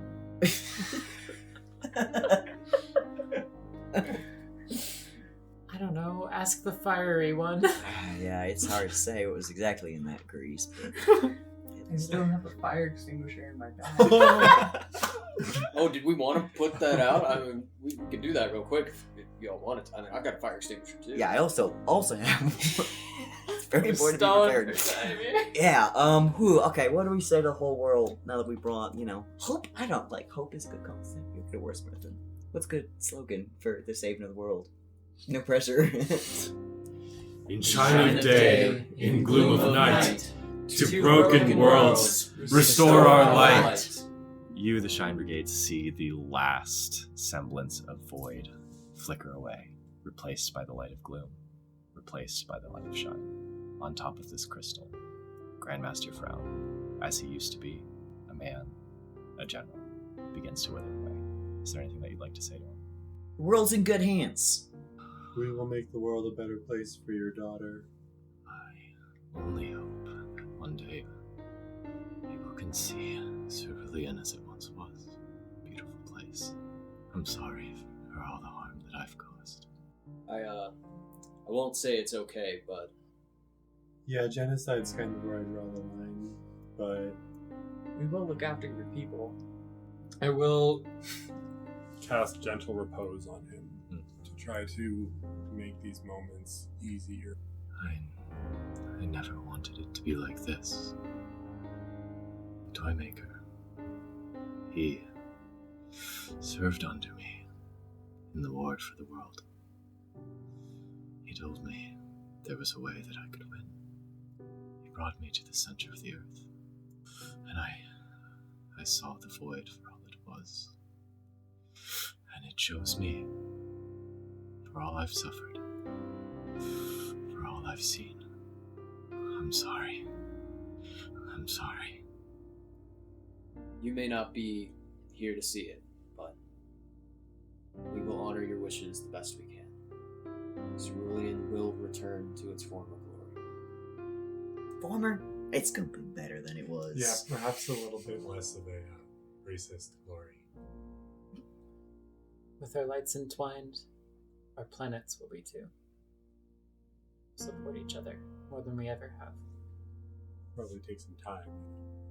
Stars like that run deep, but There's some equipment to fix. it seems like prison technology is nailed. We can go between the worlds. We can be the heroes of both, maybe. Maybe you can do what the previous Shine Brigade couldn't. Do what I couldn't. Save this world. He's gonna fade away. You all feel the flow of gloom, but you also feel the flow of shine course through you. For so long, you've been running on fumes, on the disparate hope that could be garnered from select few. But now, it's all of you, all of the shine, all of the gloom. It's the hope, the sadness, and the peace of all the people from both worlds that you have now become. As you walk around this room, taking time to decompress, you find graves, many of them. They're littered throughout this cavernous hole, mostly unmarked. There is a set of 4 that you happen across. Someone, you're not sure who, has gone through special consideration to mark this as the graves of the former Shine Brigade. Triple P kneels down and bows his head. Anise kneels beside him. Michael will take his tiara off and hold it over his heart. It's them. We did it. We did it thanks to them. The Shine Brigade did it. They're just as much a member as we're the member of the Shine Brigade. We all did it. Do you think people at home will, should we bring them with us? Should we bring them home? I think this is a fine place to be buried. The very beating heart of a planet. I think that's an appropriate place. This place could use a little more shine. Triple P closes his eyes and he says, thank you for everything. He's not fading. Oh my god! He's just very sentimental. These are his old friends. I know he's almost faded twice. I don't want to double fake you guys. So there are 4 graves, though? Richard's the only one. Richard's Yeah. I wish we could tell them that their sacrifice paid off. Do you think they know? I think they did. I think once you truly embrace the shine, it's a legacy, even if you know that hope won't live necessarily. You're not maybe going to be the hero, but that hope doesn't die, that someone down the line, this legacy, this torch you carry, someone's going to make it to the end of the race. So, you've carried it far, someone else is going to carry a little farther than you. So does anybody actually know how to bring Daffodil back? Or is it just drifting off into space still? Hope finds a way. We should go figure that out. Yeah, what do you techie guys? 2 things. I think there's 2 things that you guys might want to examine. One is, that whole drifting thing. The other thing is, that. Well, and if we get the crystal working again, this planet will be back at full power, and then maybe that will have a better effect on the gravity of the 2 planets. So I think maybe we should start off with that. I'm... Do you think we could just... This might be weird, but maybe we just go try and ask the gloom? It's worth a shot. I mean, here we are at the center of it. Surely there's something we can do. And I'll go start jogging across the bridge back to the center. Yeah, are you just placing a hand on it? Mm-hmm. Okay. You just feel at peace. I'm gonna try to just close my eyes and imagine Daffodil. Imagine Sunflower City and it floating away. And just try to let this power know that I need to bring it back. With the shine and the gloom reconnected, they dance about one another. 2 fundamental forces. Restored, they are as they were, as they had always been before the void. Together, dancing through the cosmos. You get the feeling that you don't need to worry about the planets separated. I think on that, I'll just kind of fall, lay down on the floor, and just let myself rest prone on the center of the heart of this world. And just stare up at all the crystal pillars and just breathe a huge sigh of relief as my head hits the ground. Sleep. Yeah, Did it. sleep sounds good. So, you, the Shine, and the Gloom Brigade, saved the world, defeated the Void, brought hope and peace back to a place where there was none. We exit this last fight on Delilah burying an engagement ring given to her by Smith Bellflower at the grave of Melanie Posey. A single flower sprouts. Hope still blooms.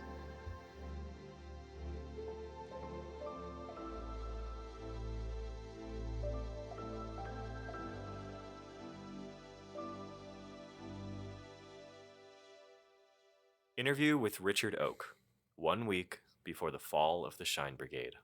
Hello, this is Tia Tumbleweed with Action 5 News, joined by Richard Oak, Times Arrow and leader of the Shine Brigade. How are you today, Richard? Good, Tia. I think we're all still recovering a bit from the fight with the caterpillar. How is Triple P? The hit he took has a lot of us really concerned about him. He's recovering. His injury was pretty nasty, but I actually think the building he collided with has it much worse. Here, I have an idea. Why don't I just ask him myself? Triple P, how are ya? Mm-hmm. Yeah, okay. Triple P wants everyone to know that he's feeling well, and he's asking everyone out there to send him all of their hope for a speedy recovery. I'm sure I speak for everyone when I say that we're wishing Triple P the best. So, Richard, I hear that you have some big news to share. That's right, Tia. I can't go into specifics, but I figured that the public should know. We're finally in a position to take the fight to Grandmaster Frown. In fact, citizens of Daffodil, by the time you hear this, the Shine Brigade will already be on Cerulean fighting for justice. You found a way over? We have, thanks in no small part to the hard work and dedication from Alyssa and our good friends at Cordatech. Can Triple P fight in his current state? No. He wants to, but he won't be in fighting condition for a while. We've thought a lot about this, but we'll have to take this fight without him.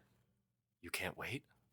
I wish we could, Tia, but you need to understand that every day, every second that we wait is another Cerulean life lost. There's so many suffering souls out there cast in gloom, holding on to but a sliver of hope. We can't afford to wait because all we've done is wait. 20 years, Tia. Besides, we're the Shine Brigade. If we can beat bug monsters, we should have no issue fighting an old man. But the former Gloom Brigade was the most experienced and coordinated brigade to date, and they Aren't us, Tia. We've done nothing but train for this fight, and we're ready. Besides, I've seen glimpses of the future, and Frown loses to the Shine Brigade every time. Okay. I noticed that you all have some new gear. Pretty cool, right? Is this the work of Alyssa? No, Alyssa's been too busy working on Rainbow Tech.